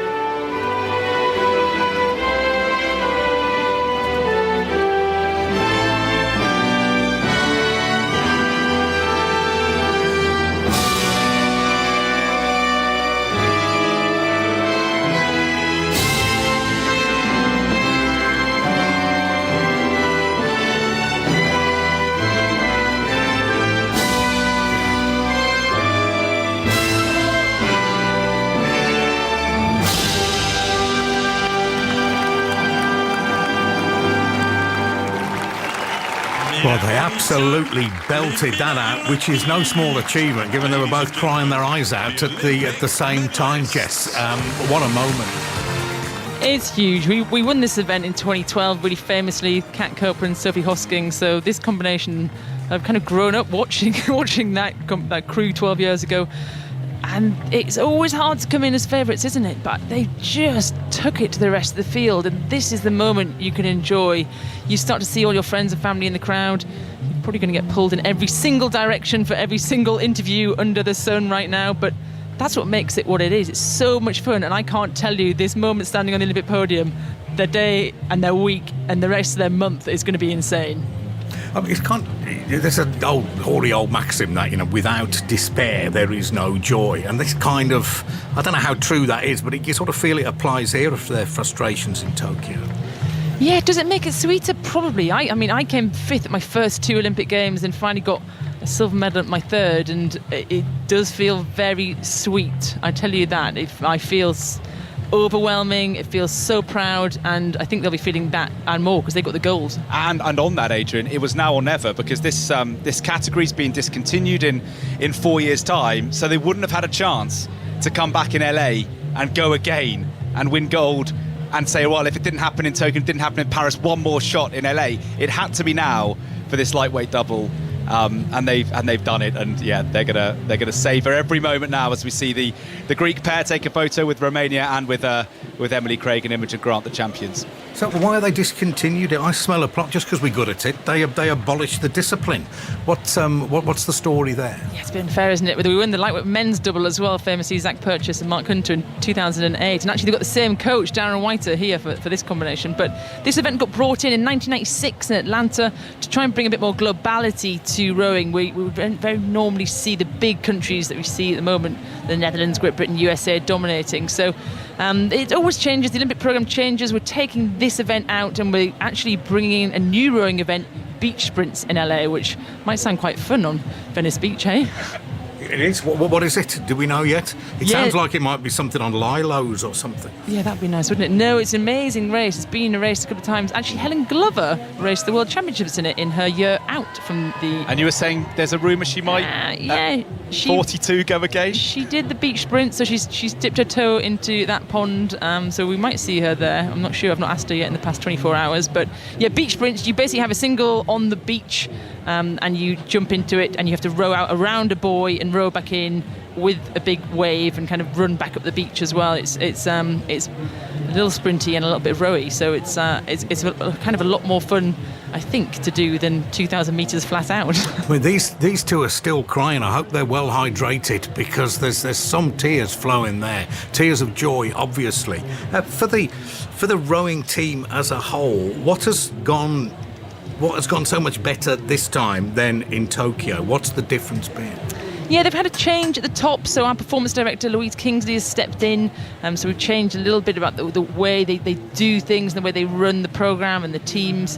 I think COVID hit the team really hard. I think we had huge restrictions on the rowing team. They couldn't really train together, they couldn't do much together compared to some nations, so I think that definitely played a part. And let's not forget, Tokyo had so many fourth places. It was a really tight regatta, so in some respects this was already written 3 years ago. You had so many crews like that.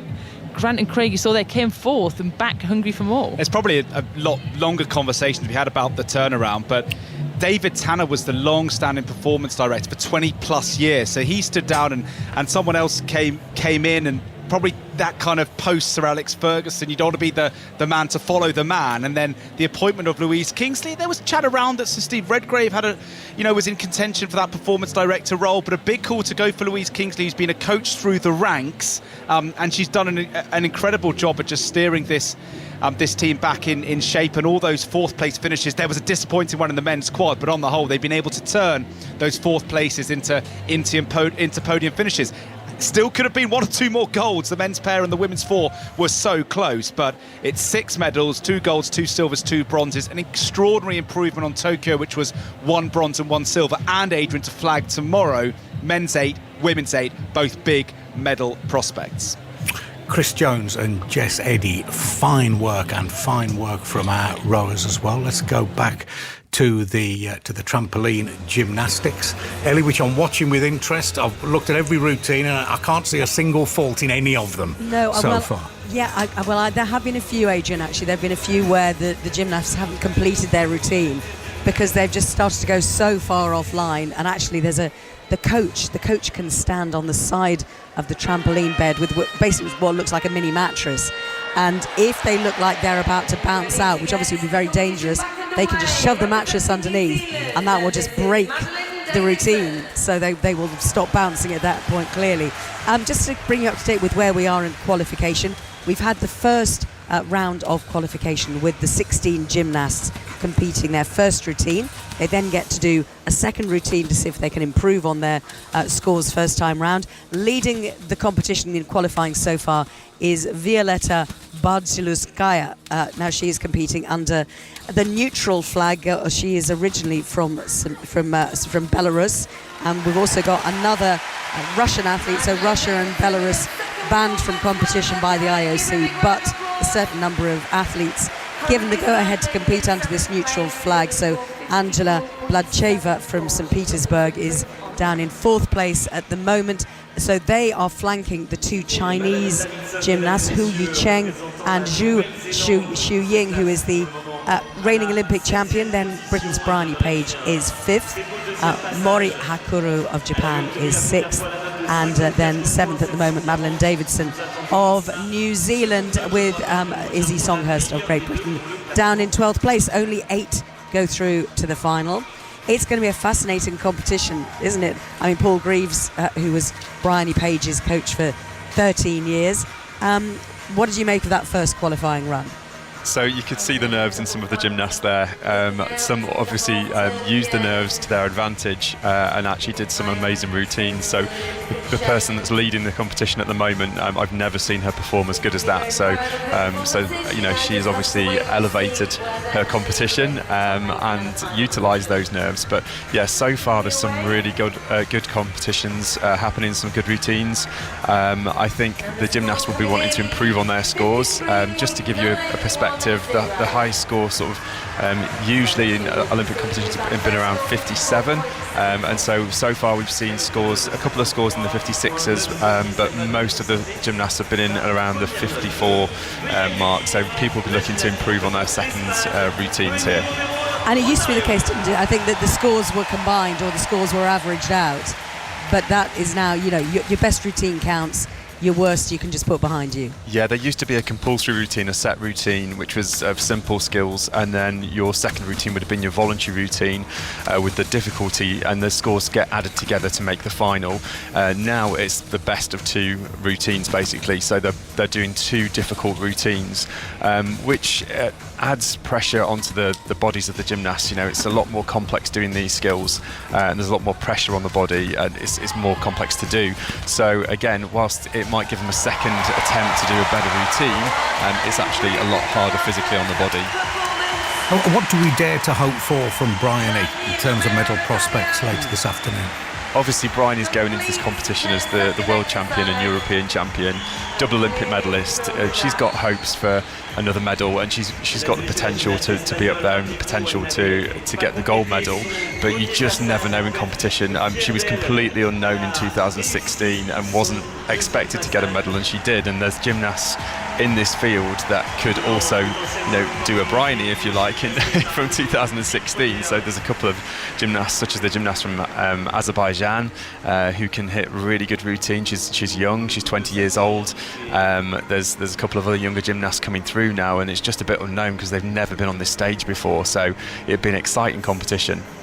Yeah, actually we've been watching in the arena. So Paul and I worked together on the Tokyo Olympics, both from exactly the same studio in Salford, where I think Paul is probably sitting now, Adrian, but watching with Lewis in the arena here, it is extraordinary. I mean, the height they get, the accuracy they need.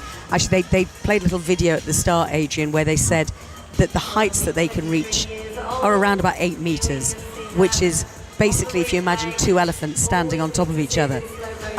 The thought of 2 elephants standing on top of each other is mind-blowing enough. The thought of 2 elephants standing on top of each other on a trampoline is positively terrifying. It's an odd comparator to use. I might have used a basketball hoop or a football or a double-decker goal, bus. No, I'll work with the elephant one. But I mean, the height element of this is extraordinary, Lewis, isn't it? You know, when you think about what you guys do, you get a lot of height in, a lot of the routines, floor, bars, and so on. The skills that you have to have. Yeah, and it's also, I found watching it, it's a very pressurised sport. You know, you're effectively coming here as a specialist to do one apparatus, and it's a big ask. There's a lot of waiting around for some of these athletes, and you've got 2 chances to get it right. And as we've seen from some of these athletes, I mean, you know, they had to have the mat thrown in, or they've stopped because they haven't been doing it quite right, and they've got that one chance left. So a lot of jeopardy involved, and yeah, very, very pressurised sport. Yeah, and only top 8 make the final. We're watching Luba Golovina now from Georgia, Adrian, and Bryony Page is almost the oldest gymnast here because she's 33, but Luba is 34, and she's a mum as well, and it's extraordinary that she's come back. This is actually her 4th Games. She started in Beijing in 2008, so to be still competing at this high level is just amazing. And as a mum as well, and as Lewis pointed out, there are not many mums who would brave doing trampolining after they've given birth. I'm saying nothing else, but if you're a mum, you know. Thanks. We'll be back to the trampolining later. It's just gone midday, so let's get a news bulletin. The voice of the UK. This is BBC Radio 5 Live. The 5 Live News with Dina Campbell. The Kremlin has called accusations that Russia deliberately arrested people in order to exchange prisoners absurd. Earlier, a plane carrying 2 US journalists and an ex-Marine landed on American soil. They were released from Russia as part of the largest prisoner swap since the Cold War. President Biden said getting the captives back to their families was the USA at its best. Steve Rosenberg is our Russia editor. The reality is that Vladimir Putin views this as Moscow's victory, right? Russia got back what it wanted. It got its agents back. You know, Vladimir Putin doesn't go and meet people at the airport very often. He went to meet these people and he said to the crowd, "Congratulations on your return to the motherland." Merseyside police say they've made 7 arrests with more expected over the coming weeks after violent protests that took place following the Southport stabbing attack. Detective Chief Inspector Tony Roberts from the force has urged anyone with video footage of the disorder to come forward. The Culture Secretary, Lisa Nandy, has told this programme that she's had a robust and frank discussion with the BBC's Director General over the corporation's handling of its internal investigation into Hugh Edwards. Tim Davie has defended the decision not to sack the news presenter, despite knowing last November that he'd been arrested for possessing indecent images of children. Meanwhile, a mural of Hugh Edwards has been removed from his home village in Carmarthenshire. Here's our Wales correspondent, Howell Griffith. The mural in the village of Llangennych was created last year in celebration of Hugh Edwards' roots in the community. The artist, Steve Jenkins, decided to paint over his own work after it was announced earlier this week that the presenter faced charges, describing them as disgraceful. A photograph of Edwards, which hung in the community centre, has also been removed. The universities of Cardiff and Bangor have both announced that they're reviewing honorary positions given to the presenter. Hundreds of mourners have attended funeral prayers at the state mosque in the Qatari capital for the Hamas political leader Ismail Haniyeh. He was assassinated in Iran on Wednesday. The government has shelved £1.3 billion of investment in UK tech and AI projects that were previously announced by the Conservatives, calling the plans unfunded. The Tories have accused Labour of having lower ambitions for tech. The government says the move is essential to restore economic stability.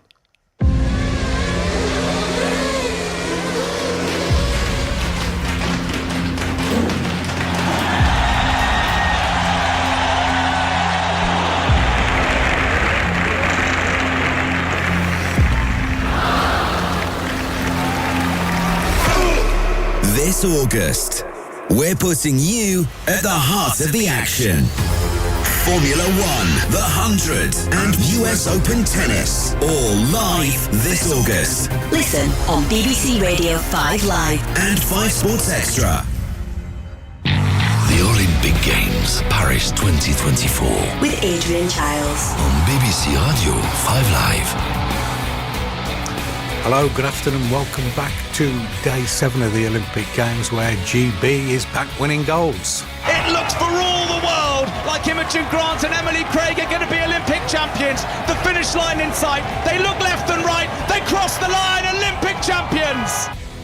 Sticking with the rain, we didn't have it all our own way. There was heartbreak at the death in the men's pair. 50 metres left now for Ollie Wynne-Griffith and Tom George. 5 big strokes. Croatia coming right at the end, and Croatia winning at the last. A silver for Ollie Wynne-Griffiths and Tom George, and we had a brilliant bronze in the diving.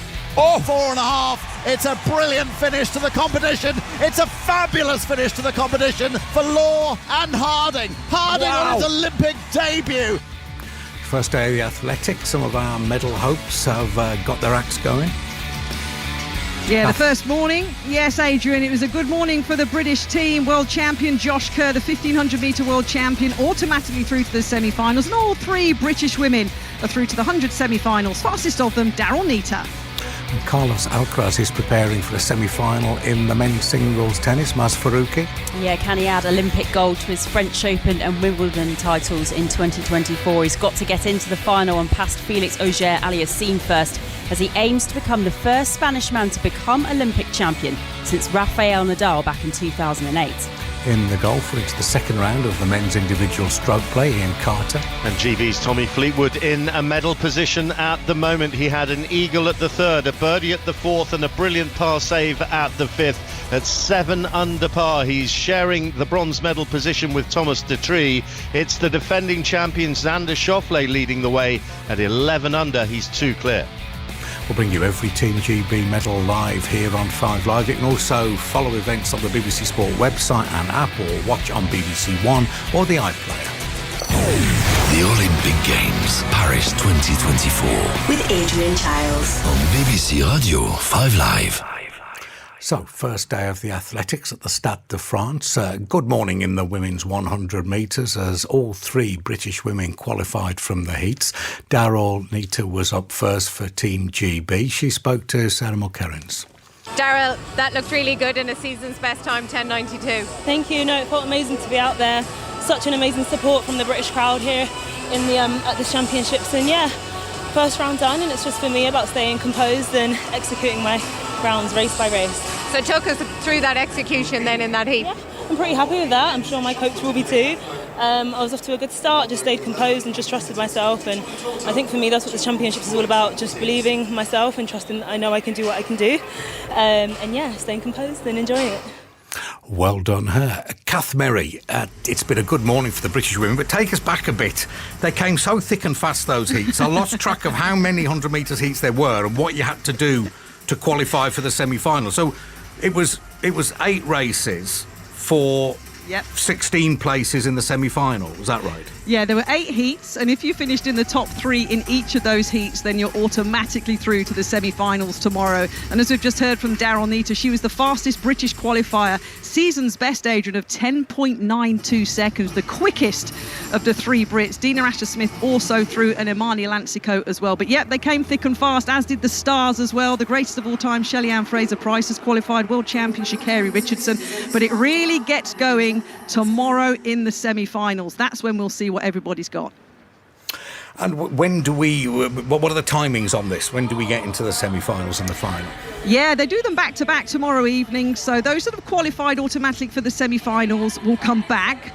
And then there were 3 non-automatic qualifying spots where athletes have to wait on what's called the hot seat, or it was also, now it's called here in Paris, Adrian, the kiss and cry seats, because you have to wait if you're like a non-automatic qualifier, and then basically you sit there, and if somebody comes back and runs faster in another heat, then you just move on and somebody else sits in. Those athletes will potentially therefore go through to the semi-final as well. But tomorrow night is the big one. There's only about 90 minutes, Adrian, between the semis and the finals. And the Brits are in with a chance. It's going to be a tough ask, but if we can get a couple of them in the final, as we know with Olympics, anything can happen. In the men's 1,500 metres, we had Josh Kerr in his heat. But there was a bit of disquiet in the early stages, wasn't there, with him? He got somewhat sort of boxed in. Have to run a lot better than that, Josh Kerr. He did qualify for the 1,500 metre semi-finals. He was the first British athlete up on this newly laid purple track. And in the end, of course, it was easy, nicely through, winning his heat for the semi-finals. Glasses on, smooth as you like, in the dark blue British kit. Neil Gawley also qualified automatically. George Mills, son of former England footballer Danny Mills, though, finished 10th in his heat and will come back if he chooses for the repechage tomorrow evening as well. And just a quick one on our field eventers as well, Adrian. Morgan Lake, the British record holder, failed to qualify for the high jump final. She went out at 1 metre and 88. Okay, let's just have a listen to Josh Kerr after that his 1,500 metre heat this morning, speaking to Sarah Mulkerrins. Josh, how was that qualification for you? Yeah, pretty simple. I wanted to stay relaxed that first half. It found me pretty far up at the back, and took a deep breath and went, well, I've got a bit of work to do here. I feel great. So it was very relaxing. I could tell in my head, I could feel my coaching staff and my parents being like, you're too far back. And no, it was fun. I had a great time, and it's a good first round for us. And how happy were you then with what you were able to produce over that last lap and having that speed and endurance there? Yeah, I mean, I've been working on that 800 a little bit, and so I knew it was there. It's just very different to trust it all the way till about 400 to go. But look, these guys are great, but I think I'm one of the best closers in the world, so I wasn't too worried about it. But yeah, smooth and easy. And And look, you're here at the Olympics, form of your life. Yeah. You nervous, excited? What are the emotions? There's not a touch of nerves in me. I was built for moments like this. I'm leading one of the biggest medal threat Team GB athletics teams that's ever come in, and I'm going to lead from the front and say the medal is mine. And so he's banged up for it. And this evening we've got Keely Hodgkinson in the 800 metres. A lot of excitement around that in the team. Yeah, definitely, Adrian. Two of our real, genuine gold medal hopes going on this first day. Josh Kerr as confident as ever. He's got to stop Jakob Ingebrigtsen, the Norwegian, his big rival, of course, in that final when that's to come. But Keely Hodgkinson leading the 800-metre heats. We've got 3 British athletes in that, including 17-year-old Phoebe Gill, who'll be making her Olympic debut, and Gemma Reekie, who came fourth in Tokyo. But Keely Hodgkinson, Adrian, is probably the biggest gold medal favourite of the entire athletics Team GB team.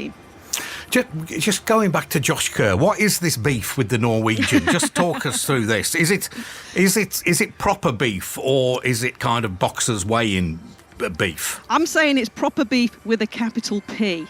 Adrian. These two do not like each other because Josh Kerr beat Jakob Ingebrigtsen, the Norwegian, last year to win the world title in Budapest. That was off the back of Jake Whiteman beating Jakob Ingebrigtsen at the World Championships in 2022. So Jakob Ingebrigtsen doesn't particularly like middle distance runners from Great Britain and Scotland in particular. But Jakob is the defending champion in this Olympic 1500 metres. He's doing the 5,000 metres as well. But these two genuinely are cut from the same cloth. They are hardcore. They've got steel running through their veins. It's going to be so exciting. Listen on BBC 5 Live. There's only one thing you listen to across the Paris Olympics in athletics. That men's 1500 metre final is going to be absolutely huge because they're genuinely not on each other's Christmas card list. I've got to put it in my diary, but when is that? That's a good question.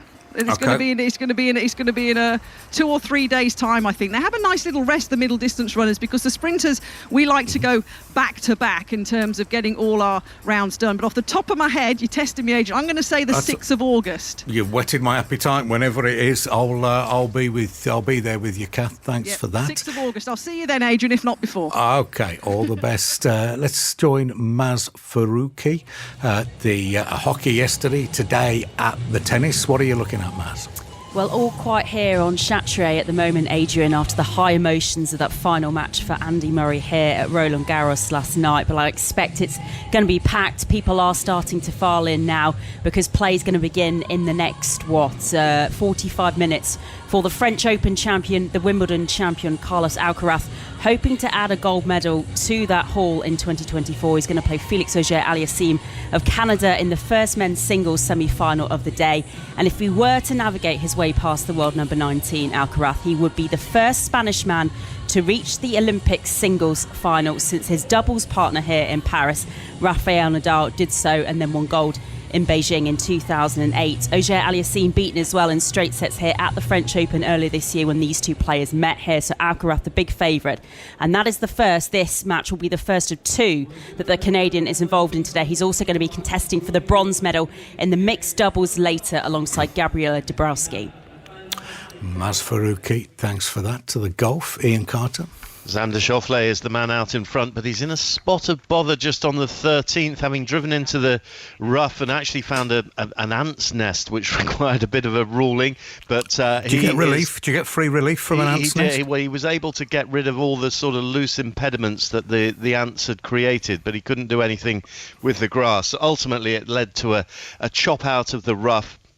So he is 5 under par for his round, 11 under overall. He's 1 ahead of Hideki Matsuyama, who's just birdied the 6th. The Japanese player really is putting very, very nicely indeed. But Tommy Fleetwood for Great Britain is going great guns. He's picked up another shot. He's just birdied the 6th, so he's keeping pace with Thomas Detrie of Belgium. They're sharing 3rd place with Fleetwood at 8 under par now. And there was an eagle, very nearly an albatross 2 at the 3rd for Rory McIlroy, which has elevated him to 5 under par. So he's in a share of 12th place and on the fringes of contending for a medal. Still, obviously, a very long way to go in this 4-round tournament. Thanks, Ian. Let's go back to the trampolining when our Bryony is going. Yes, Bryony Page, double world champion, 2 times medalist, silver and bronze. and she is going to go for her second qualifying routine. She currently stands 6th in the standings. Top 8 go through to the final. She scored 54.970 in her first qualifying routine. So Paul Greaves, former coach to Bryony, she'll be looking to go a bit better here and absolutely nail down that qualifying spot. Absolutely, she'll be looking to just raise the score a little bit. Again, I think she'll be doing what she needs to do. In her head, she'll know whereabouts she is. She'll have been sort of concentrating on what she's doing and what she can control. But yeah, fingers crossed for a slightly better routine here. The first routine was good, it was solid, but she'll be wanting to just raise the game a little bit more here.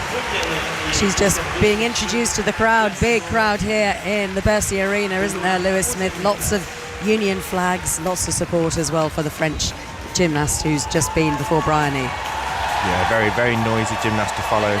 The French gymnast. Bryony is a seasoned professional, 3rd Olympic Games. So just winding up for those 10 skills, which will hopefully nail down that place in the final, Paul. Yeah, she'll be starting just to get her height now, so she's just getting into a balanced position, taking off for the first skill, which is a triple somersault, followed by a half in, half out somersault. She's now doing multiple twisting double somersaults. She's had a little error here travelling across the trampoline, but she's holding her form. She knows that she's got the strength and stability to be able to get it back. So we've got a Miller there. She's the first woman in Great Britain to ever compete a triple twisting double back straight. So she's ups the difficulty there. Again, there was a slight error in the middle of the routine where you could see she travelled, so she'll get some form deductions there, and her horizontal displacement will be lesser, but she did get the routine back strong. Yeah, and if she can get that difficulty score up nice and high, then that will give her an even better chance of qualifying for the final. She's got a smile on her face, Adrian. We'll see her scores and whether she has confirmed her place in the final very shortly.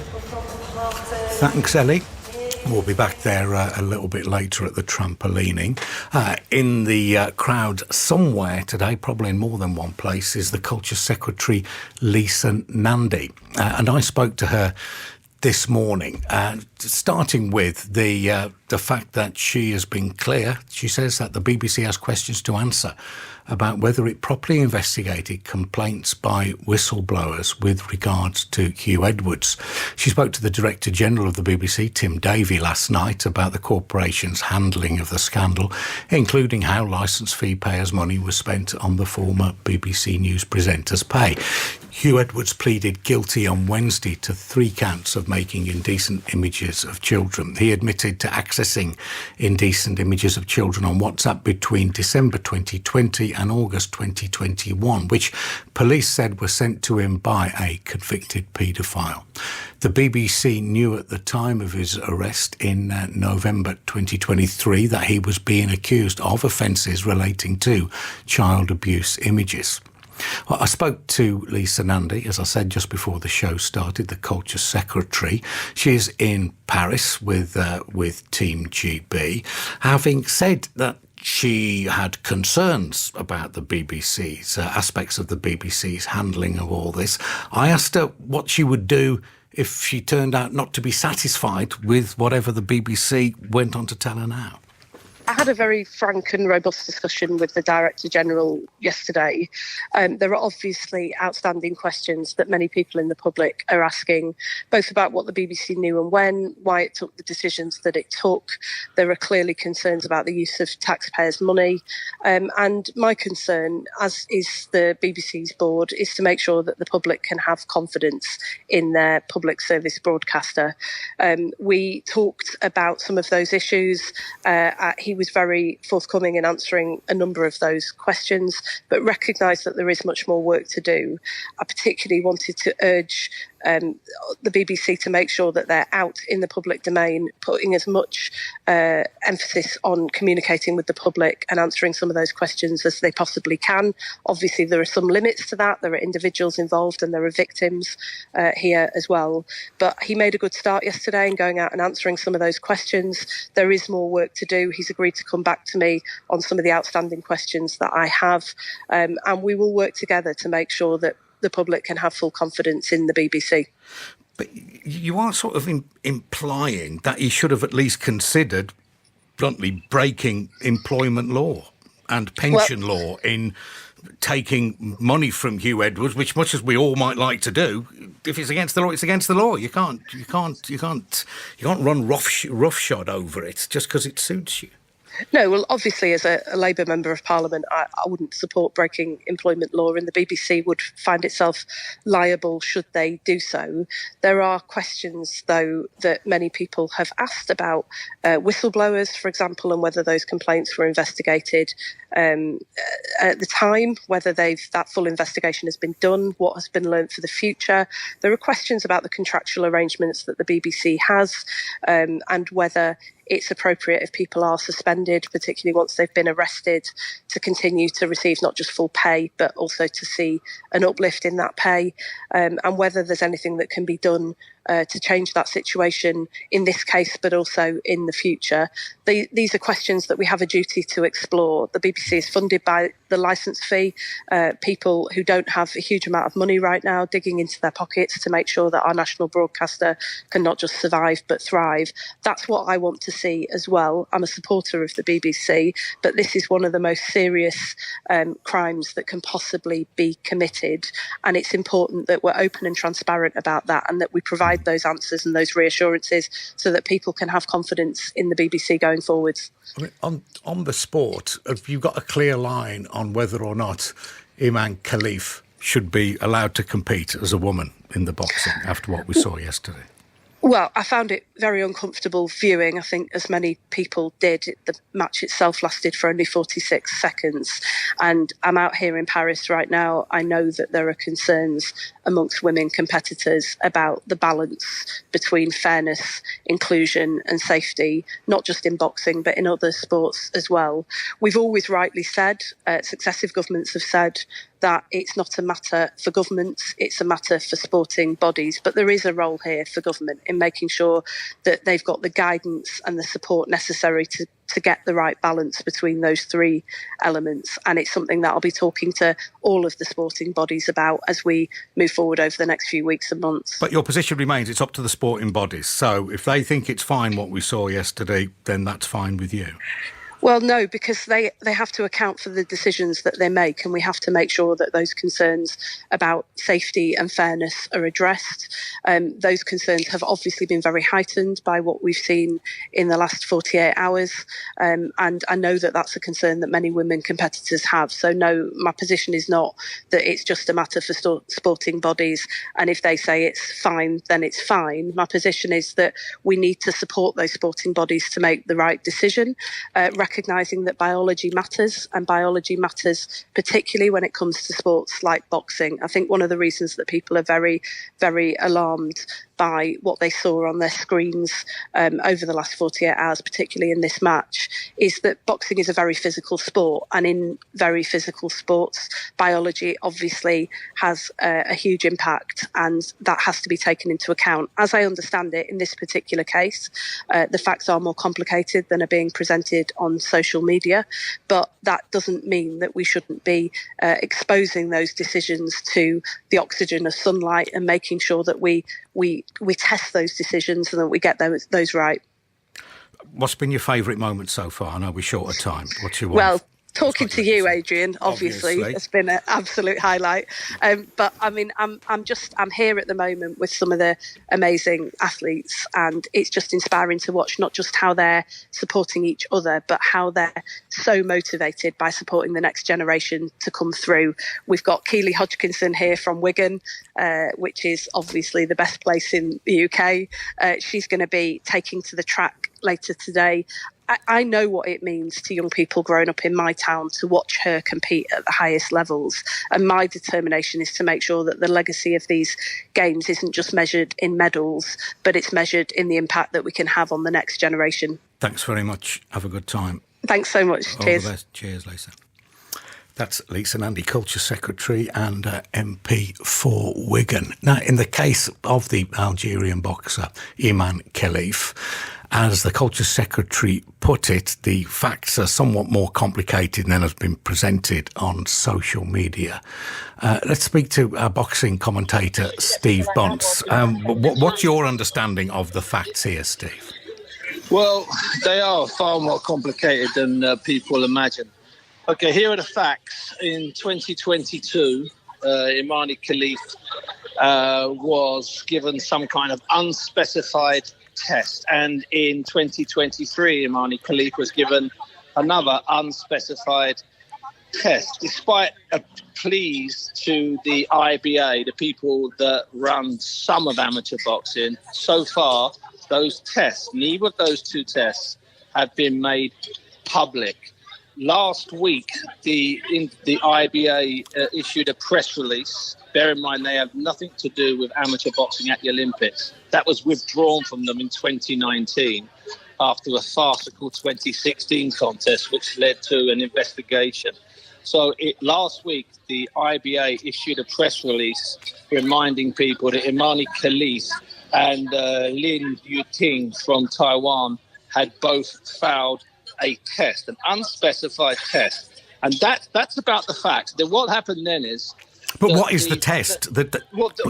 Adrian, you've thankfully that's the first bit of sanity I've heard. What is the test? Exactly. We don't know. Wait for it. We don't know what the test is. But do we know what the test is for? Do you know what the test is intended to? No, we don't. We don't know. They denied it's a testosterone test. Okay, they said they were disqualified. This is their quote, on gender eligibility grounds. Okay, unless we can see those tests, we don't know what they've done. What this woman, and I'm going to be really careful here because I've had lots of chats with different people. Okay, this is the way it works. Last week they issued a press release. By the following day, all sorts of ridiculous claims are being made about Imani Khalif, who, by the way, is an Algerian hero. She walks and I use the she properly, she walks 10 kilometres a day to training when she was young because she could not afford the bus fare. She's a UNICEF ambassador. She's been condemned by a test that nobody has seen. It's become established fact. You heard that politician just then talking as though it was fact, and everyone's upset with what they've seen. What did we see? We saw a person who is a fighter in the women's competition beating another fighter in the women's competition. Everything else is pure and utter down to invention, based on a bit of fact. And worst of all, Adrian, and you have to understand this, it's based on how Imani Khalif looks. Sure, there's no way that if any boxer has found a trustworthy gender eligibility test, there's no way that she should be allowed to fight other women. I agree with that, but we have no proof that that's what happened. We're just going completely on zillions of people, including some incredibly powerful figures, damning this girl, this 25-year-old girl from a village in Algeria. And she has always been a she. She, despite what you might have read in the newspapers and heard in other places, she has always been a she. She's been in the Olympics. She's been in World Championships. She's been in African Championships. In fact, the woman that she's fighting in the quarterfinals on Saturday, tomorrow, she beat before. She lost to the great Irish boxer Kelly Harrington at the Olympics. She lost to a brilliant Irish woman, world champion, European champion, Commonwealth Games champion called Amy Broadhurst. And Amy Broadhurst has been a really brave woman. She stuck her head above the parapet and said, I don't believe she's cheated. It's not her fault. Please back off. She's getting death threats. She's got security walking her around the village. That's the side of it that you may not have heard so far. Steve Bunce, thanks very much, our boxing commentator in Paris. It's just gone 12:30. Let's get a news update. The voice of the UK. This is BBC Radio 5 Live. The 5 Live News with Dina Campbell. The Kremlin has called accusations that Russia deliberately arrested people in order to exchange prisoners absurd. A plane carrying 2 US journalists and an ex-Marine landed at an airbase near Washington overnight. They were released from Russia as part of the largest prisoner swap since the Cold War. Merseyside Police is appealing for anyone who may have footage of disorder that took place after the Southport stabbing attack to come forward to help identify those responsible. Officers there say they've made 7 arrests, with more expected. A mural of Hugh Edwards has been removed from his home village in Carmarthenshire. The former BBC presenter pleaded guilty to making indecent images of children in court on Wednesday. The Culture Secretary, Lisa Nandy, has had a robust and frank discussion with the BBC Director General about the corporation's handling of the matter. Hundreds of mourners have attended funeral prayers at the state mosque in the Qatari capital Doha for the Hamas political leader Ismail Haniyeh. He was assassinated in Iran on Wednesday. Although the strike is widely assumed to have been carried out by Israel, it has made no comment on the killing. On BBC iPlayer. I'm Paddy the Baddy Pimley. I'm Meatball Molly McCann. We're two mates from Liverpool, currently fighting in the UFC. Real fighters. You don't really get a much more brutal sport than MMA. And their real lives. My life's not all about just training and fighting. I think I'm an entrepreneur. How'd you say that? Paddy and Molly show no mercy. The next 6 months are going to be the biggest fights of our lives, and that's a fact. Watch on BBC iPlayer. Paris 2024, the Olympic Games. With Adrian Chiles. On BBC Radio 5 Live. Day 7 of the Olympics. What a busy morning we've had. Team GB have won a gold, a silver and a bronze. More news for you on the way, but Ellie Oldroyd can update us on the trampolining, where we're following Bryony Page's progress. Yes, we heard her second routine, which was an improvement on her first routine in qualifying, so you get a chance to do 2 routines and the best score goes through. So 55.620 was her second score, and that was enough to qualify her in 5th place out of 8 for the final. No place in the final for Izzy Songhurst. She finishes 14th in qualifying, but her second score was slightly down on her, slightly up on her first score, so 52.920. But yes, Zhu Yuqing, the Chinese Olympic champion, lead in qualifying. Bryony Page in 5th, going through to the final, but scores don't carry forward, so we start with a clean slate in the final in just around about 15 minutes time, so it's going to be very soon. Thanks, Ellie. In the sailing, the lack of wind has caused serious problems with the schedule, but it's hoped that some medals will be handed out today. GB guaranteed at least 1.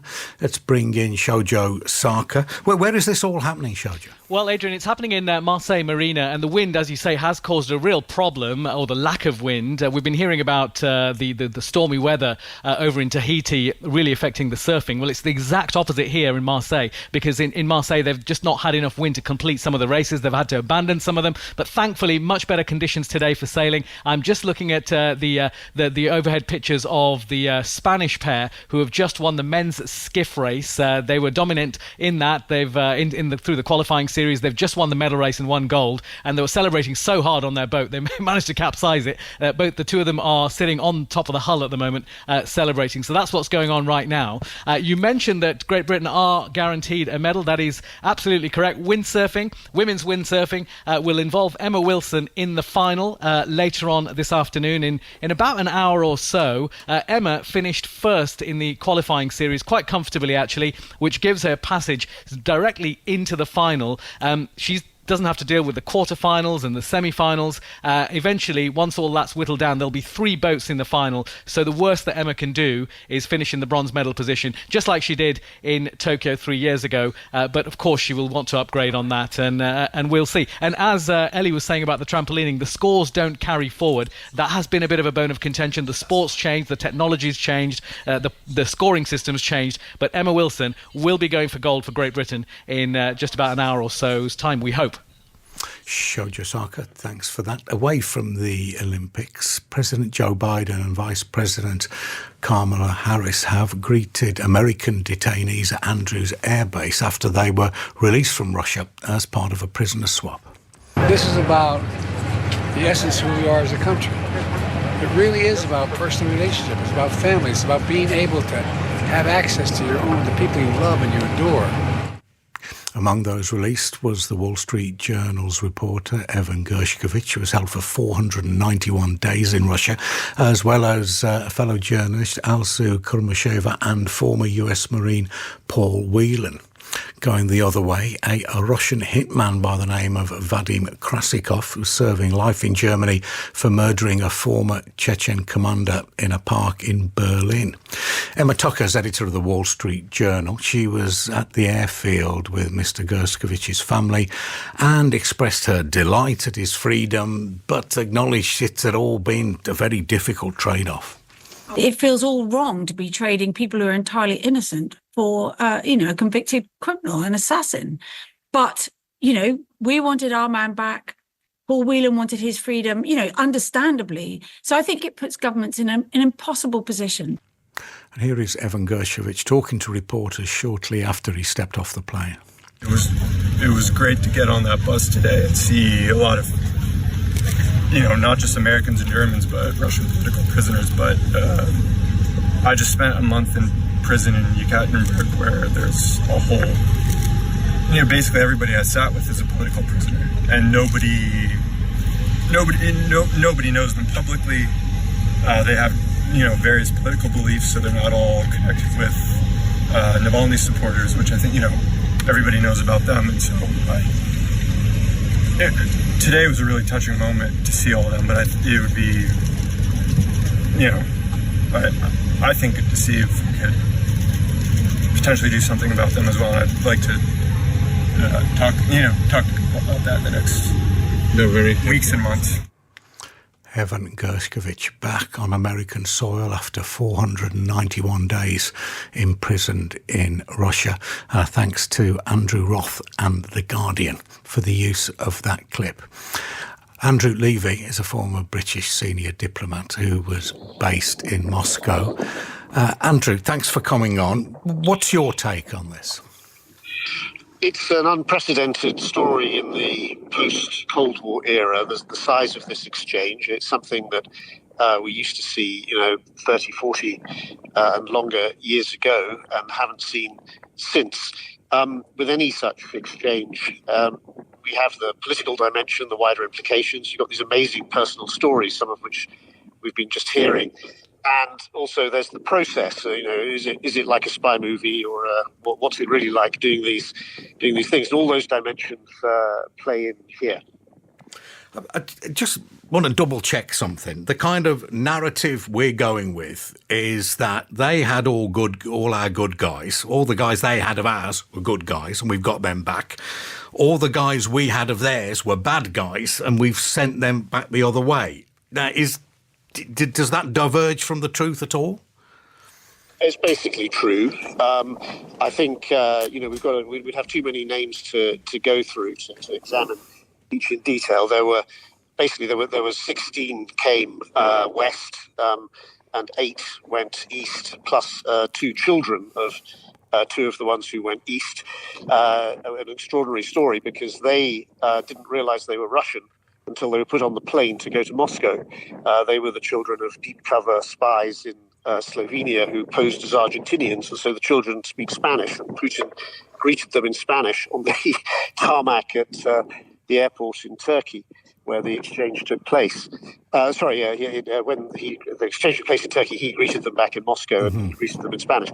So there are amazing personal stories. There is a basic equation or inequality, as you have hinted, that really Putin's regime have effectively held hostage, despite their vigorous denials, a bunch of people who shouldn't have been in prison. And the most prominent chap, on the western side, was held in Germany, Vadim Kraskov, who was in life imprisonment for murdering a Chechen separatist in the park in Berlin. And that's been a very bitter pill to swallow, to let him go back to Russia. So with all these things like paying ransoms, in the case of kidnapping, sometimes are absolutely necessary to get the person back. But there is a sense you're just kind of kicking a can down the road. There'll be consequences to this. Then, you could have more imprisonments in just in the interests of having people to deal with in future swaps. You certainly could, and indeed that's what Putin has done, and also the Belarusian leader Lukashenko, who's somewhat in cahoots with Putin. There was a German sentenced to life in Belarus for no good reason, who was released as part of this. So that is an issue. I think what we're seeing, and there are many interpretations of why Putin did it. We know why Biden-Harris wanted to do it, and it was great that Western allies cooperated. Germans, I say, swallowing that bitter pill. Why did Putin want to do it? Well, I think two things. One is he's pretty desperate. He's getting a bit desperate in Ukraine, and maybe he wants to be seen as a partner who could get a deal, and that would consolidate whatever territorial gains he's made. The other thing is this guy, Kreskov, who did this murder, knows a heck of a lot about Putin going way back to the 1980s and 1990s. And having that chap in a life imprisonment in the West was very dangerous for Putin if this fella gave any information away over that time. Putin's, if you like, rewarding him by making him a top priority to get back, and that's what's now happened. I mean, it's difficult to know how far to go with conspiracy theories. With conspiracy theories, it's sort of not very far is normally the answer. But there is a school of thought possibly that if this hadn't happened, it would have been to Biden's disadvantage and to Trump's advantage in the election. Now it's working. That's working the other way around. Do we read from this that perhaps Putin suddenly doesn't want Trump there?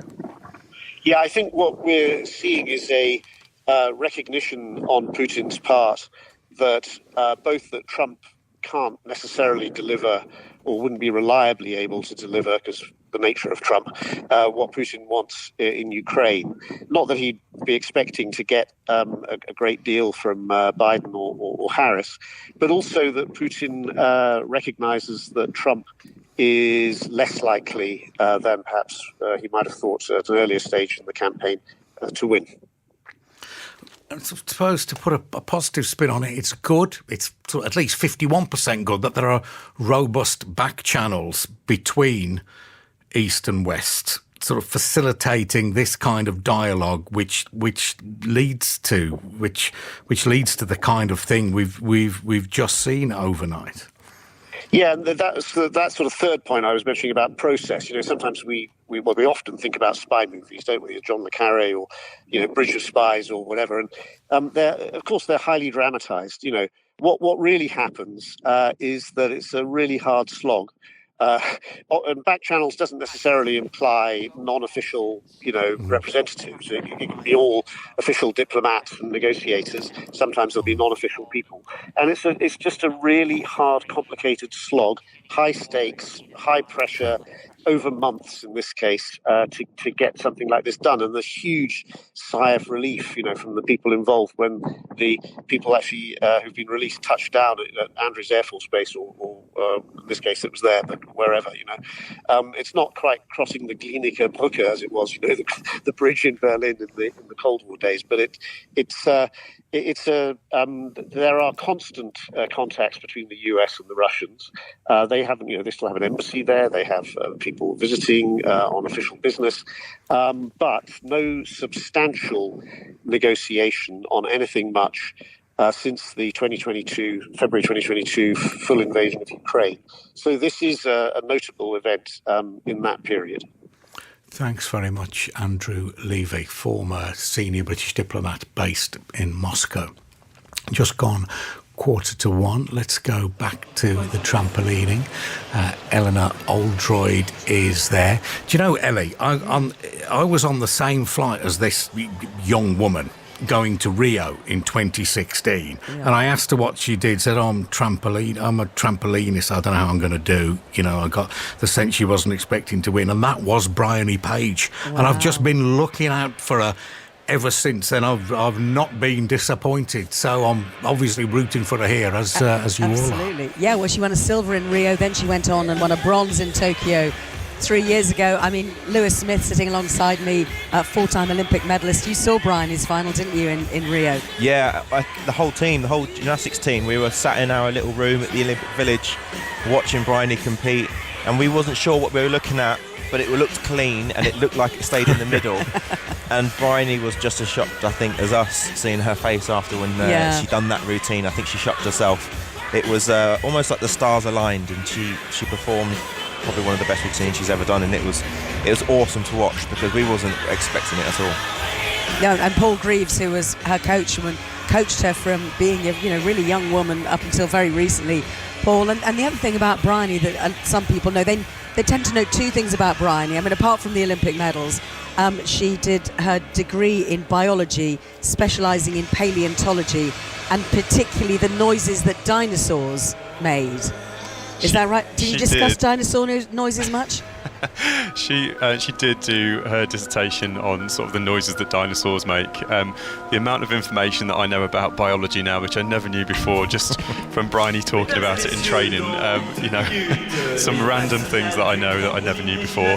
Yeah, and the other thing is that we've talked a lot watching Simone Biles in here for the last few days about the twisties and about that mental block that she developed and the issues around that affected her competition in Tokyo. Bryony had a version of that, didn't she?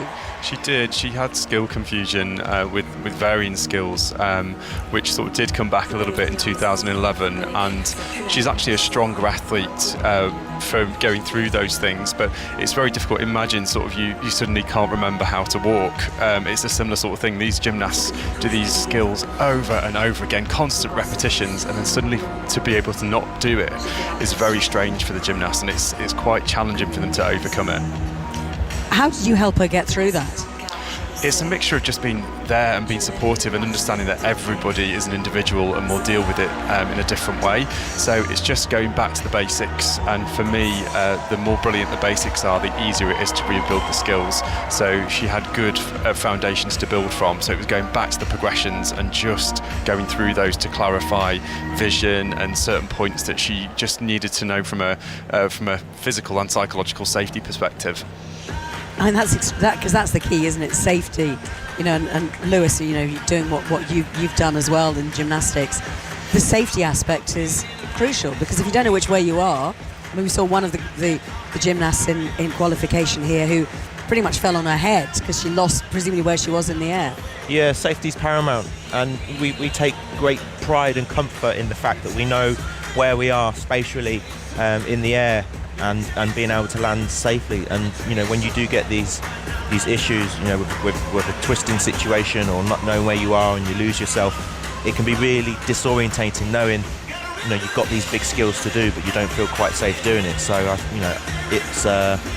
it's good to strip it all back down, start from the basics, build it all back up again, and kind of find your feet again, so to speak. Lewis, can I ask, when it comes to just one big routine and everything hangs on that, but what is the secret to that? Obviously you've got to concentrate, but you can't overthink it, can you? Because if you overthink anything, just walking to the shops, you suddenly won't be able to put one foot in front of the other. So, I mean, do you empty your mind, or do you fill your mind, or what do you do? I think, it's a big psychology factor here, and I think a lot depends on what kind of competitor you are and your own personal situation. So for me, I was always someone that was challenging for a medal.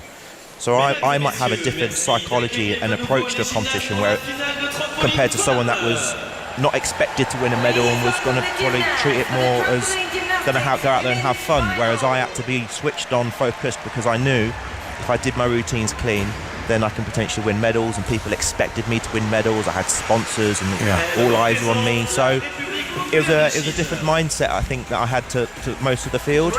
But in terms of the routine itself, do you just sort of do it, or are you literally thinking, right, I'm doing left hand, right hand, up, down, or whatever it was? Do you thinking each bit as you go through it, or do you just do it without thinking about it? No, you do think a little bit about the routine.